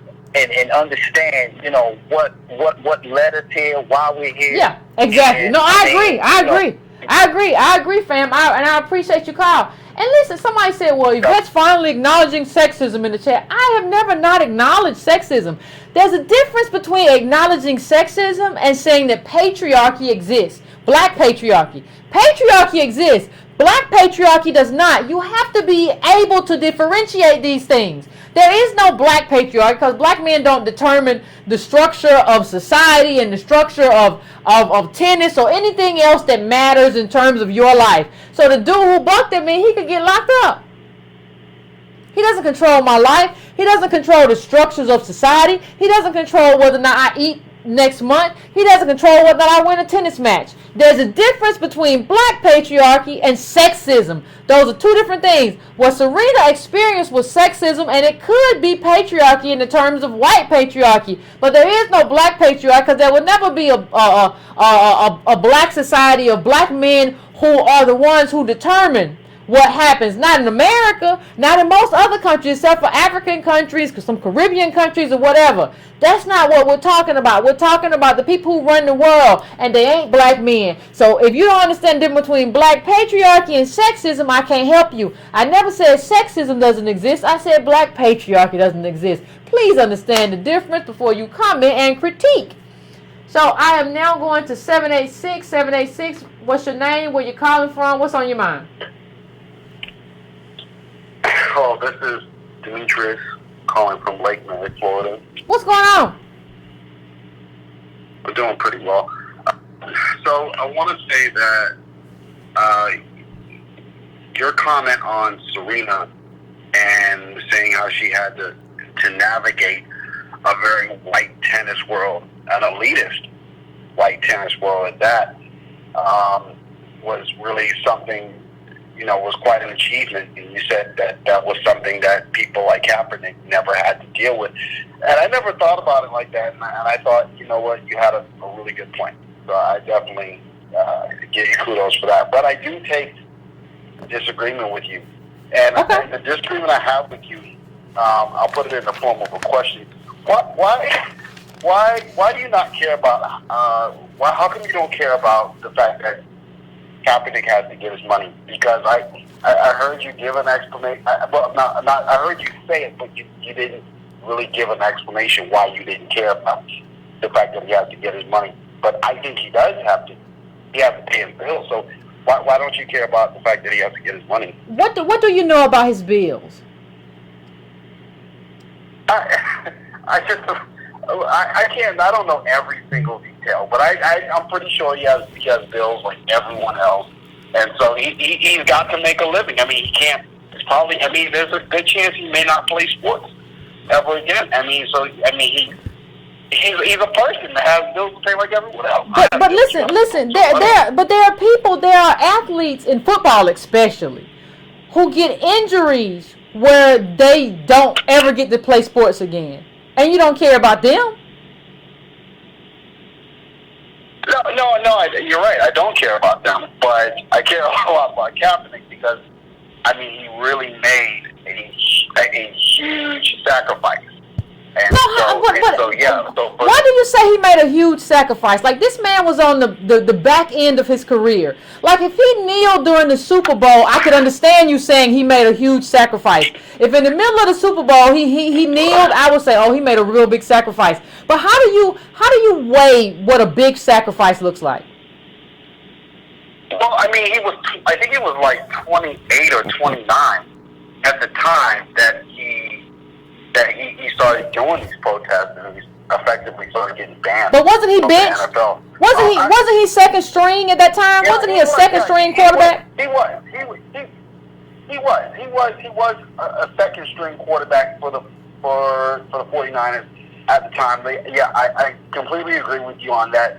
But I wouldn't. I mean, I guess there's different ways to look at it. But the way I look at it, I don't necessarily think he was at the back end of his career. I look at him as a young 29-year-old guy who maybe he could not have been a starter for the team he was on at the time. But I'm pretty sure there's other teams out there he easily could have been a starter for. I mean, he had taken his team to a Super Bowl just a couple of years before that. So I think he was someone who was still pretty hot value.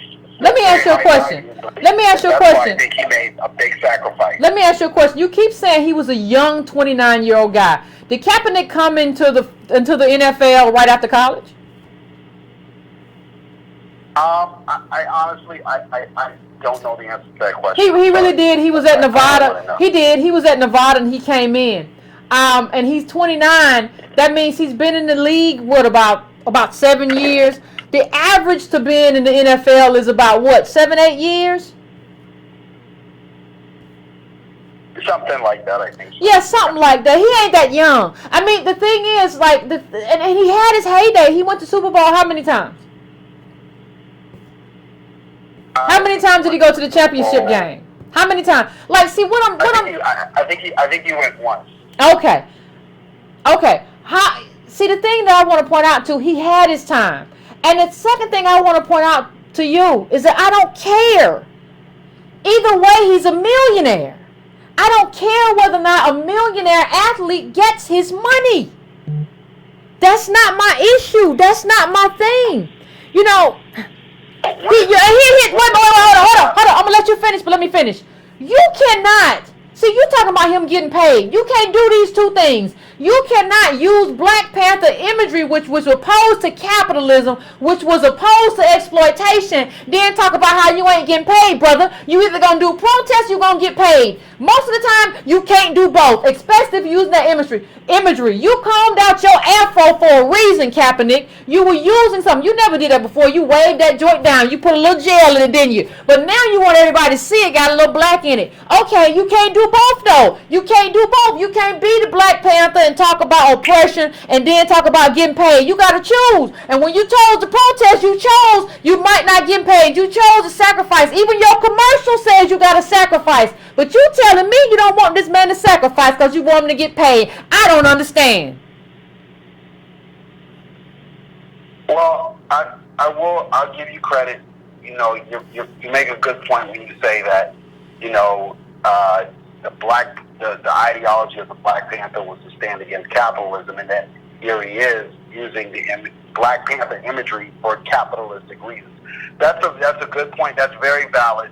But I guess if I had to end this, I would just want to know. I mean, do you give Kaepernick credit for anything he's done during his journey for social justice? I mean, I would just end it with that. Okay, well, I appreciate you calling in, caller. I gave him credit up until it got co-opted. Like, I didn't give him credit at first. I thought it was going to end badly. But everybody was on me. No, Yvette, he's really going in. And he was. When I went and looked at his tweets, he was going in full-throated, right? So I was like, I'll back off. Maybe I'm wrong, right? Maybe I've misread this thing.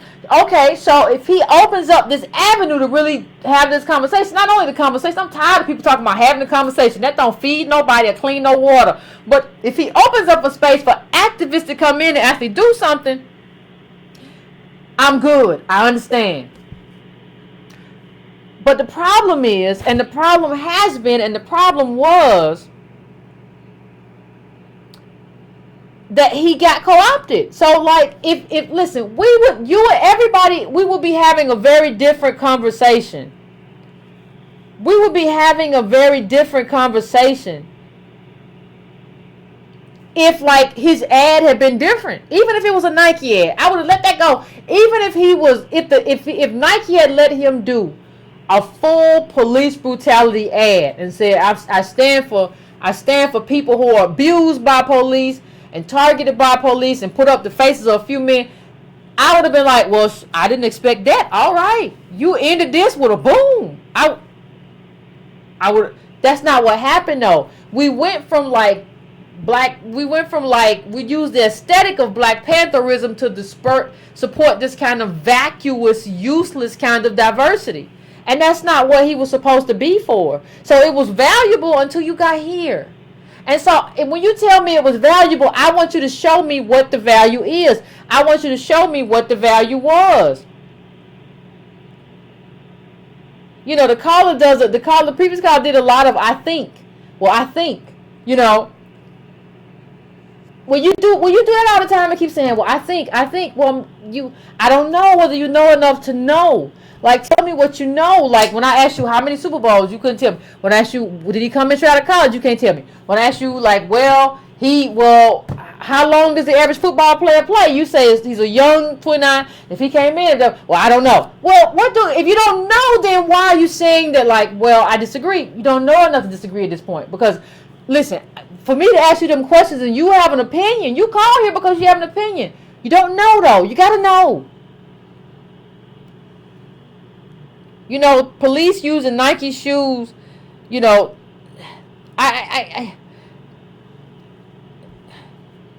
you know, this is I disagree with the caller wholeheartedly. Like, this whole Cap got to get his money thing. He ain't Cap. I don't know this man. I don't know this man. I don't know this man. He ain't Cap to me. He ain't my friend.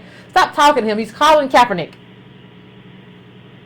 903, I'm coming to you. 903, what's your name and where you calling from? And what's on your mind? Yvette. What's going on? I'm James Hall from Lindale. Not a lot. But, we've lost. I feel like that, I think. I watch a lot of free speech TV. Okay. And all they talk about is people of color. Yeah. You know, we're out. We are no longer a group. We're just a people of color now. I heard a caller call back about land. Oh, just go to your land and just go such and such and such and such. I do the same thing. Go to my land, go get a tiny house, go live out my life. If you want a aerobic system for your sewage, that's like $10,000. If you want water out there, another $10,000. Your tiny home, a lower end is like $20,000. You can't drop out. You just can't do it. It's impossible. I think free speech TV is doing more damage than good because they want to include everybody. And I wish there was some way that Tom Hartman would understand that other lady, I can't remember her name right now, but she sit there and called, you know, Rosa Parks, the girl from Jerusalem or whatever, new Rosa Parks. Yeah. Child, I get names wrong, so I can't talk about people. Yeah, no, I agree, Colin. I agree, Colin. I'm trying to get it. Go ahead. I would love for you to be. The movement should be right now. I think. I'm not sure, but I think the movement should be to put you in a place that we should be supporting you on those shows. Hey, I gotta go to Tom Hartman show. It's gonna cost me $1,300 to get there. All right, we start paying. But here's the thing. Let me explain. I don't mean to interrupt you, caller, but I'm interrupting you. But here's the thing. Right. None of it matters getting on somebody's show, right? Like, the only thing that matters when you come on somebody's show, I don't care whether it's Tom Hartman, I don't care whether it's Rachel Maddow, I don't care whether it's Sean Hannity. The only thing that matters, see, when you don't have wealth, what you have to have is the backing of your people. You can't come on the show with 10, 20, 40, 100,000, 200,000. You know how many black families there are in America? You have to come strong. You really need to come strong with, like, I got 1 million subscribers on YouTube. What you gonna do? And I can get them people in the street right now. So you gonna play? You gonna barbecue? Or you gonna mildew? See, that's how we get in. If you try to get in without getting in that way, you just get like the people that we've seen on MSNBC and CNN and Fox who are black. They're just paid for by the RNC or the DNC because they didn't come in the right way. You gotta come in as a true person who's being supported by your people. Otherwise, you just get co-opted and you just end up saying people of color all the time too. And the thing is, like, I understand what you're saying in terms of we finished, but like I hear you, but there's a fight here because regardless of how we feel, how I feel, how you feel, or how we feel tired or whatever the case may be, the cost of slavery is going to be left in our communities. They already got shirts out here saying Latinos are the future and all that stuff. The cost is going to be left with us, and we have to fight that with everything in us. So wait a minute, you made our ancestors slaves and you're going to leave us with the cost of slavery? You got to be bullshit me. I ain't going to, no, I'm going to fight that tooth and nail. I love a great reason to fight. Like, this is the perfect reason to fight. Sometimes people fight when they don't have it and I don't really want to fight. This is perfect. Yvette, I get that. But you have a guy like Stephen Austin sitting there saying Serena Williams is wrong. We have other people sitting there saying she was wrong because they all see ourselves as the people of color now. I think our cause is not going to be substantiated. I don't think, well, the reparations are, I just don't see it because we just fight so much. But you know what the main problem is, Carla? Strong enough to fight this. But you know what the main problem is? I'll tell you this. Let me tell you two things real quick. I'm black, right? Uh-huh. And I vote conservative a lot of times. I love my guns. I got 2 silencers right now that should be here within a month, right? What you doing with a silencer, Carla? What you need a silencer for? That. I'm sorry. What you need a silencer for, though? Can you? Why? Oh, because when you shoot, it's just so quiet. When you shoot animals and you just shooting outside, it's so quiet, and people. It's just quietness. It's just not to be so loud. That's all it's for me. I mean, that's what I'm sitting there saying. I tell somebody I want a silencer. Oh, next thing, oh my gosh, why do you want that? You don't need that. But I believe this movement so much for you and you and Tone and Army. I believe in the movement so much. But I think I'm just the outsider of the movement in a lot of ways because I just don't sit there and see it like that from us making any gains because we're so divided to liking the other. You know what I mean? I hear you, Carla. I got to get to some other calls, so I'm going to let you go. But I hear you, and I appreciate you calling in. You better. With them silences. Oh, that scared me, child. I don't know if you ain't in the... Ooh, what you mean? You got your animals to be quiet. I don't know. I appreciate you calling in, though. I appreciate everybody who called in. Lord have mercy. One of the things we have to understand when we lump ourselves in with people of color is that we're actually lumping ourselves in with a group of non-citizens. Like, it's like white people and people of color. Wait a minute. Why isn't it citizens and non-citizens?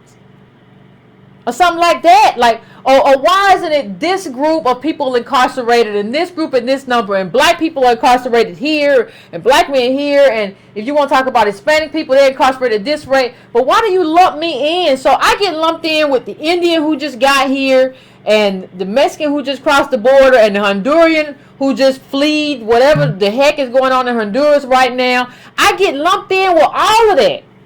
I really get lumped in with a bunch of non-citizens.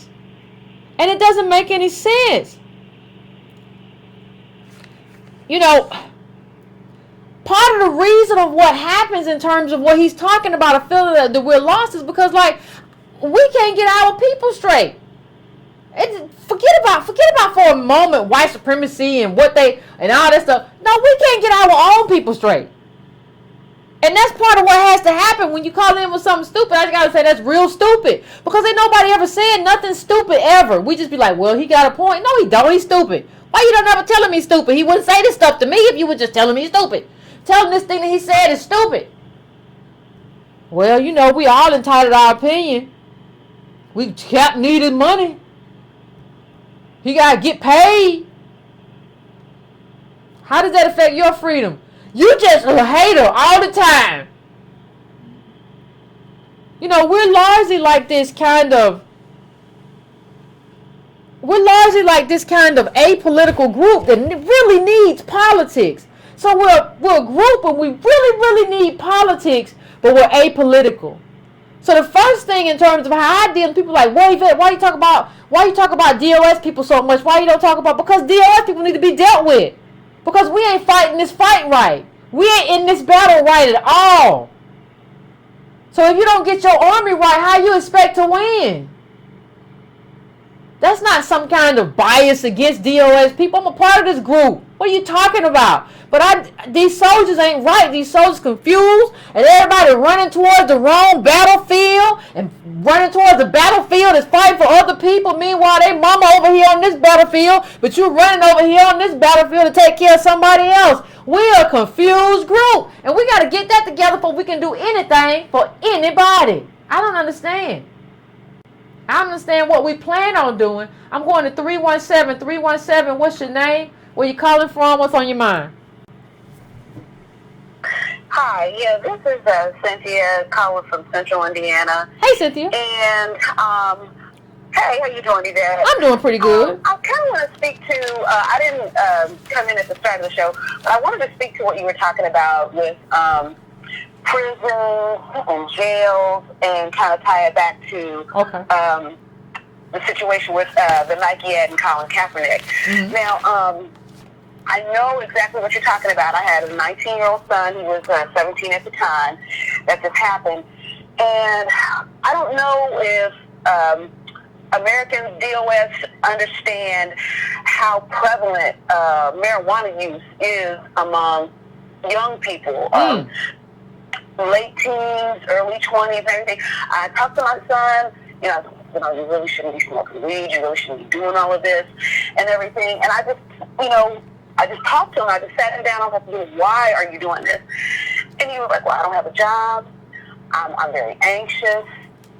So anxiety and depression is so prevalent among young people. They're not stupid. They see what's going on. Young people being shot down, the young boy in Texas who was killed. I mean, the officer did get convicted and everything, but I don't know. I mean, the picture that is being presented for this generation who was born in the late 90s, early 2000s is very, very bleak for them. So I don't know. It's just a lot. But I looked at when he got caught smoking weed. He was sent to jail and everything. He was with some white friends. They got probation. He got jail time. They got probation. You can't be hanging out with him. He got caught again. And like you said, with the choices, you have to look at and see, was there another choice that could be made? Now, you can argue all day. Yeah, he could have just not smoked weed. He could have just, made a different choice. But a lot of the people who use drugs, I'm finding, I'm a nurse, okay, so I'm seeing it, on both ends, both, at the bedside taking care of patients and then in my family. They're looking for an escape. You talk about escaping blackness. They're looking to numb out, escape, reality. And I've been trying to tell him, look, you get high, you escape for a few minutes, you come back down, everything that you were dealing with before you got high is still right there. So I tied that all back in to say that now that he's on the band and everything, it's so high. I didn't realize how much. I was thinking it was going to be like $5 a day or something like that. It's more like $14. It's a lot of money. A state manager, she does a day. That's like what, $420 a month for someone who, he's able to get day jobs now because his case manager doesn't want to work with him and let him get the jobs that he can get. He lost a scholarship behind this nonsense.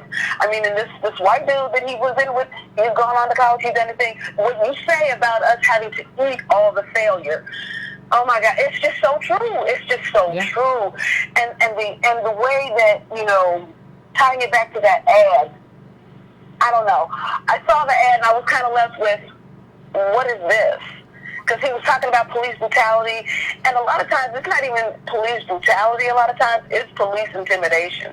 When they got caught, they made it seem like my son was the dealer, and he was giving it, he corrupted the white boys, when actually it was the other way around. Anyway, I digress. My point, though, is that had they tied it in somehow, had they, said, look at the youth and what police brutality is doing to the youth and what police mistreatment is doing to the youth. And maybe I'm hoping that, these ads happen in series. Maybe subsequent ads coming will show that, and maybe we can get enough groundswell and apply enough pressure to Nike. Maybe not. I'm hoping. I'm just hopeful. Because I'm seeing now that you're right. There's no escape. We're just going to have to get politically involved. We're just going to have to put pressure on, because for the vast number of Black Americans, DOS, as you say, there is no escape. We're just going to have to advocate. And also, with Kaepernick, I hear what you're saying. I heard Tone's show Friday and everything. I agree to a certain extent. But all I want to say is Black people, Tony's always talking about anchors. We always have anchors. I don't know anything about Colin Kaepernick. You're right, and I don't even really watch football like that. My husband does. But I wonder what types of anchors he has in his life that kind of, how they were able to manipulate him. Because I sense I don't know. I just feel in my spirit like there was, like they kind of, to co-opt him, they had to kind of manipulate him to kind of get him to go along with it. Well, the thing is, Colin, isn't it easy to manipulate you if you had two white parents? I'm just being honest.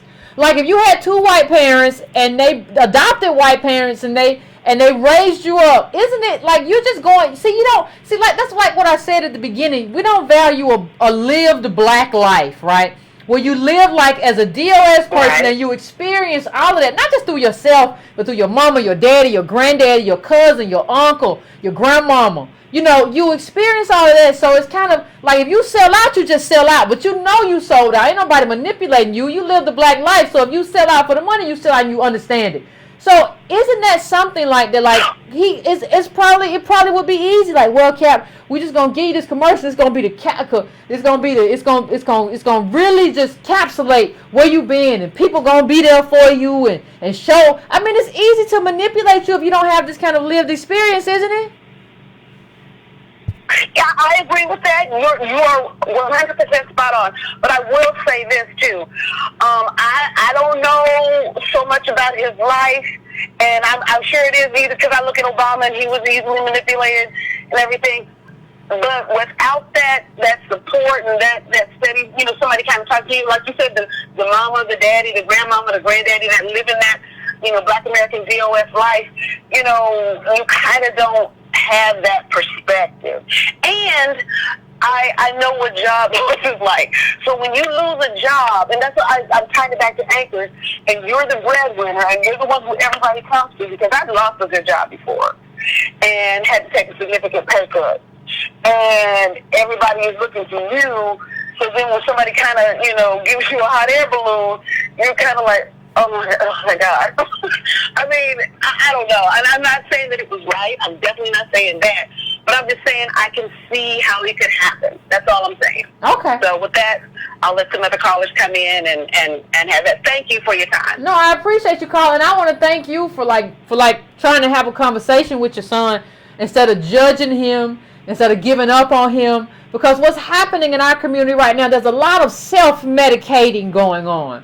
You can self-medicate with all kind of drugs, all kind of plants, all kind of everything. There's a lot going on. So, I mean, and he gonna have to let them friends go. Like the friends that, like, you don't understand. Like when you're in that group, like your little white friends, like you were supposed to catch the failure. That's what they got you there for. They got you to catch the bad, because they know what the cop gonna think when you get caught.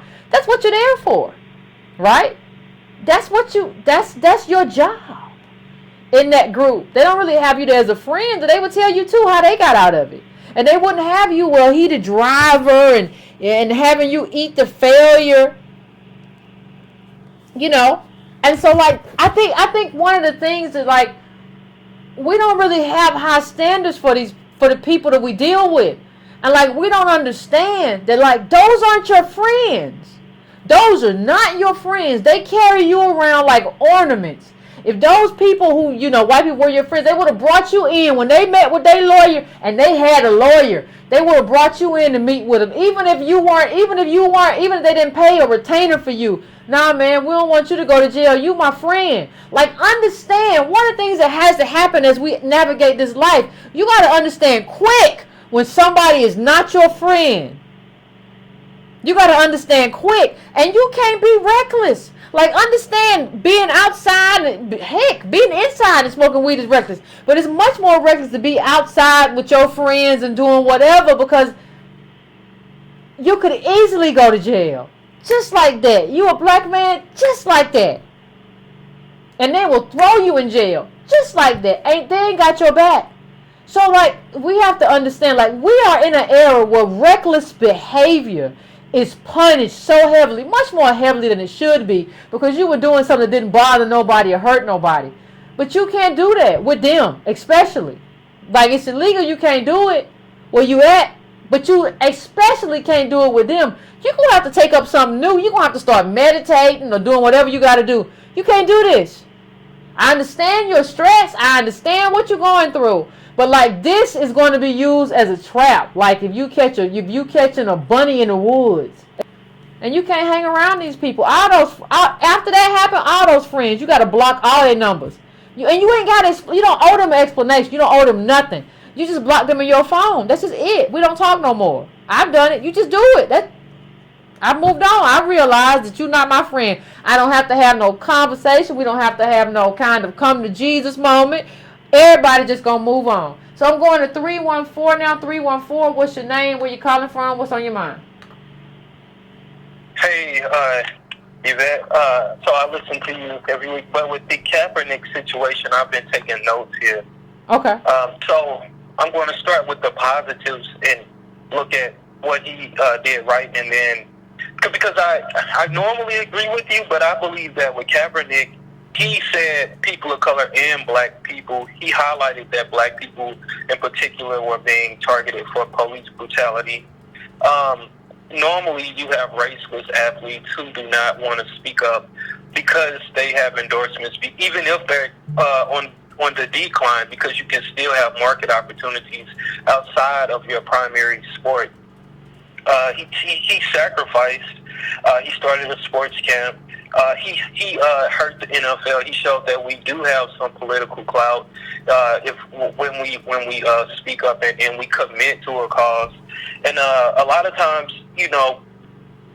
black people, we can't really support our leaders or people who have a platform who do speak up for us, because in most cases, fully grown, full black people who are descendants of American slaves do not speak up on behalf of black people. However, Kaepernick did speak up. Yeah, he did highlight a prevalent issue for us, which we have a number: Kobe Bryant, Michael Jordan, Cuba Gooding Jr., a variety of entertainers who do not speak up. That's why I don't fully agree. I believe Kaepernick did tone it down because he may have needed money, because we're not going to give them any money. We don't have any funds or anything to encourage these people and to embolden them. So that's why I kind of believe he was radical for his lineage. Like you always talk about him having a white mother and a black father, and him speaking up for black people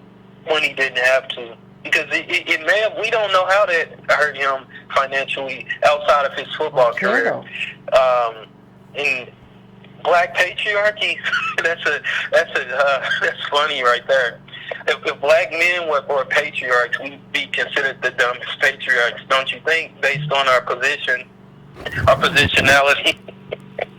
and that's all I have to say. But I want to hear your response. Oh, my last question: what would you do if you were in Kaepernick's shoes right now? Based on the fact that you brought awareness to black people and police brutality. Okay. But now you were offered that same deal. Okay. Thank you, caller. I appreciate it. I wouldn't have taken that.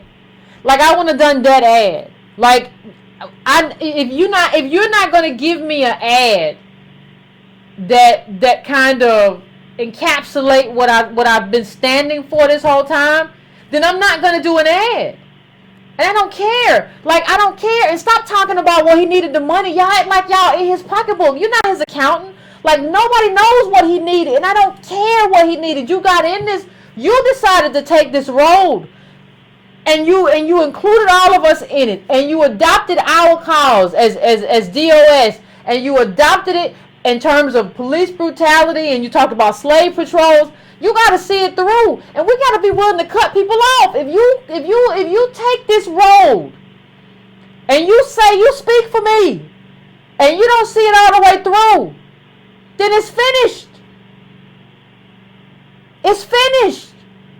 We live in America, and we don't know how to be like, nah, I don't need you no more. I don't care whether or not Kaepernick eats, and you don't know whether or not he's eating. He's a millionaire. But even if you don't know what money he missed out on. You're not his accountant. You're not in his pocketbook. But even if he did, why should I care? Stop acting like you ain't poor. Everybody, black people working poor. 1,700 middle black family, less than that now. Stop acting like you ain't dead, and stop worrying about what a millionaire eats and what he has access to. I don't care. I can be finished with you like that. I supported you until you made this turn. Like that, I'm finished. I'm done. I move on. I don't gotta stand with you. What? You don't pay me nothing. Ain't got no invoice with your name on it. So what? People say, well, he donated to charities. Okay, great for him. And We donated to him by letting this thing last as long as it can. We contributed to how long this stuff lasts. I don't owe you nothing. I don't owe you anything, Kaepernick. We got to understand it. Like, as DOS people in this country, we don't owe nobody nothing. I don't owe you anything. And Nike never said that, like, they signed him and gave him a big amount of money. We just kind of made that up out of thin air. Well, he needed the money and Nike, he got paid. You don't even know. You just made that up. Stop making stuff up. And stop caring about people. You care about people as long as your interests are alive. After that, it's over. Let it be. This is America. You better learn how to, people come to America and learn how to sharpen their knives. You can't be standing over here with no butter knife. Standing over here with a piece of wood and people got switchblades. What's wrong with you? I'm going to my last call, 757-757. I'm coming to you. What's your name? Where you calling from? And what's on your mind? What's up, Yvette? What's going on? Are you there? I'm here. Look, you cover so much, and I'm going to try to make it short and sweet. Number one, I don't understand these young people who have access to all of this instrumentation, cell phones and everything, and all they want to do is rely on what they think without getting some background and some knowledge. And as many of them as I see following you for this long, they should understand it's okay to have a thought, but you should back that up with some research and some knowledge and get some information. For instance, the young man that called in and told you that he didn't know how long NFL players stayed in the league. Let's give you an idea. According to the Bureau of Economic Research, the average NFL career lasts 3.3 years. Ooh, According to the Players Association, 78% of players go broke within 3 years of retirement. 15.7% go bankrupt within 12 years of leaving the league. Now, here's the other interesting part.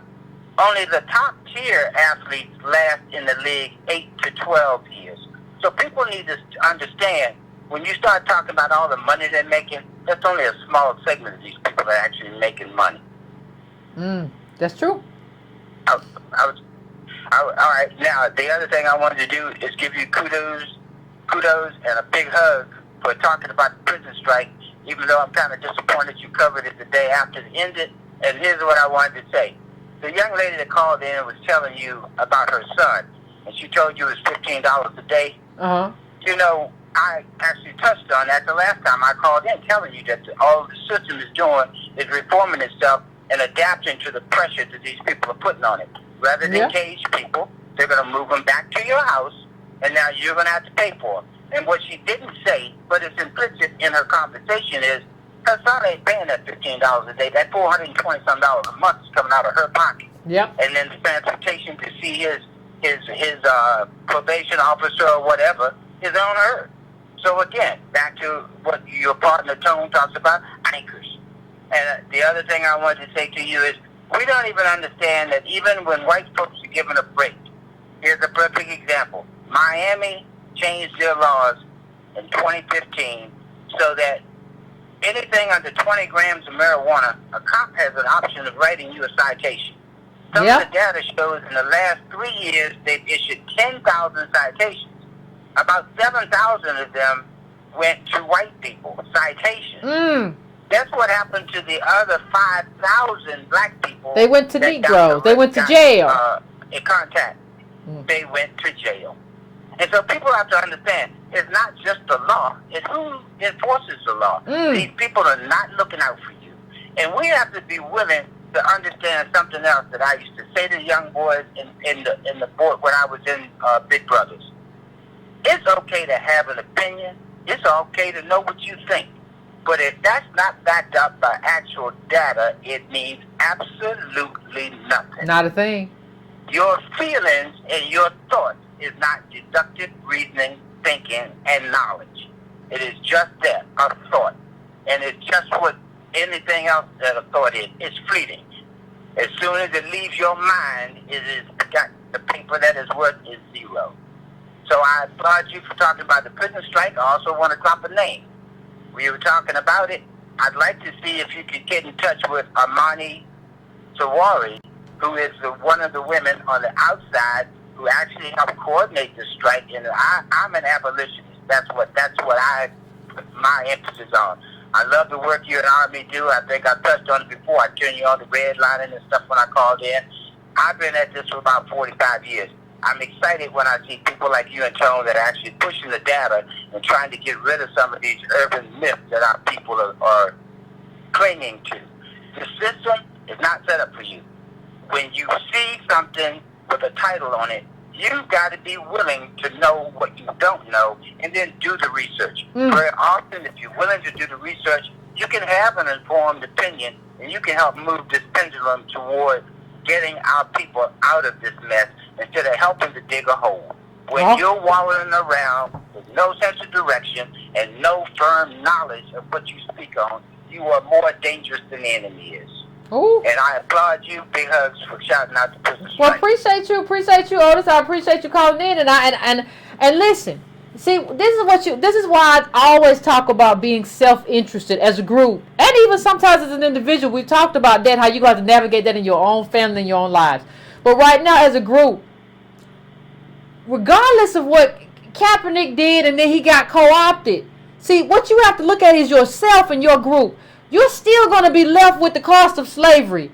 This woman is still going to have to pay the cost of her son wearing that ankle monitor. You're still going to have to pay the cost, right, of eating the failure in this country. You don't get to cheer for nobody who ain't did nothing that reduces the cost of what you have to eat in this country. When you still eating the failure, you don't get to say nothing. And ain't nobody and can't nobody come to you and be like, you should just be happy. I ain't got to do nothing for you, given what we've been through in this country. You're going to walk away and be a millionaire. You're going to be recognized. You're probably going to be on a speaking tour and all kinds of stuff. I don't have to do anything because I'm looking at myself and my group, and we still going to eat the failure. You walked up to the line and refused to step over it. We got to stop dealing with people who walk up to the line and then refuse to step over it. So you did all of this stuff, and you ended all of this stuff with diversity. You know, we are wealthless in Disneyland. He talked about Miami. So we wealthless in Disneyland, Black America, DOS family, American DOS.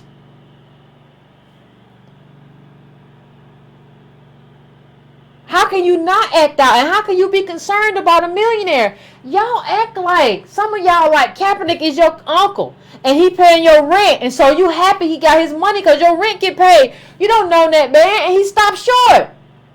He did all this stuff and got all the way to the line. He charged to the line. Kudos. Charged all the way to the line and said, oh, this is where I park. No, I need you to go over the line. And if you ain't gonna go over the line, just play football. Just play football. Don't do nothing else. If you're not going to do what I need you to do, that's just what it is. I don't care. Like, you're not going to get, listen, no, you didn't walk over. I remember, and I'm going to leave on this, fam. And I remember watching something, people who were involved in the civil rights movement. And Lena Horne, the black women who were involved, they weren't able really to talk to the network. And I remember her saying she went around and got black female activists too, for the most part, to be able to have that conversation with people, with networks. And she said there were a lot of international networks there. And I remember, like, during that period, I read a quote from her, and she said, I realized during that period I needed to be around bold people. We're kind of there, family. We, Breaking Brown family, we need bold action and we need bold people. If you're not willing to go across the line, you never should have kneeled. You should have just played until your career was over. That's just it. And we don't have to have no sympathy for you. We don't owe you nothing. We don't owe you a thing. There is no, America owes us a debt. We don't have no debt to nobody. And so I just want you to leave and think about that. Part of the problem with our community is that we way too soft. We be soft on people and talking about what they got to get and what they need. And meanwhile, our lights finna get cut off tomorrow. Don't nobody care what Kaepernick need, child. So anyway, I want to thank everybody. If you're here, please hit the like button. Please subscribe if you have not already subscribed. You know, share it. Please hit the bell so that you get notified when it's Breaking Brown family time. And you know, I'll see y'all here soon. You know, the Angela Project's coming up very soon. If you check my Facebook, I'll probably put a video up about that, so you can, you know, really get a sense of like what we're doing. Antonio and I will be in Louisville very, very soon. This week, the end of this week, like Thursday or Friday. So I appreciate you. I appreciate everything, Breaking Brown family. I appreciate the fact that we get together and have these conversations twice a week. But yeah, like, you don't owe nobody nothing. I don't know. It takes a minute for us to kind of get that. Like, we don't owe anybody anything. So, till next time, fam.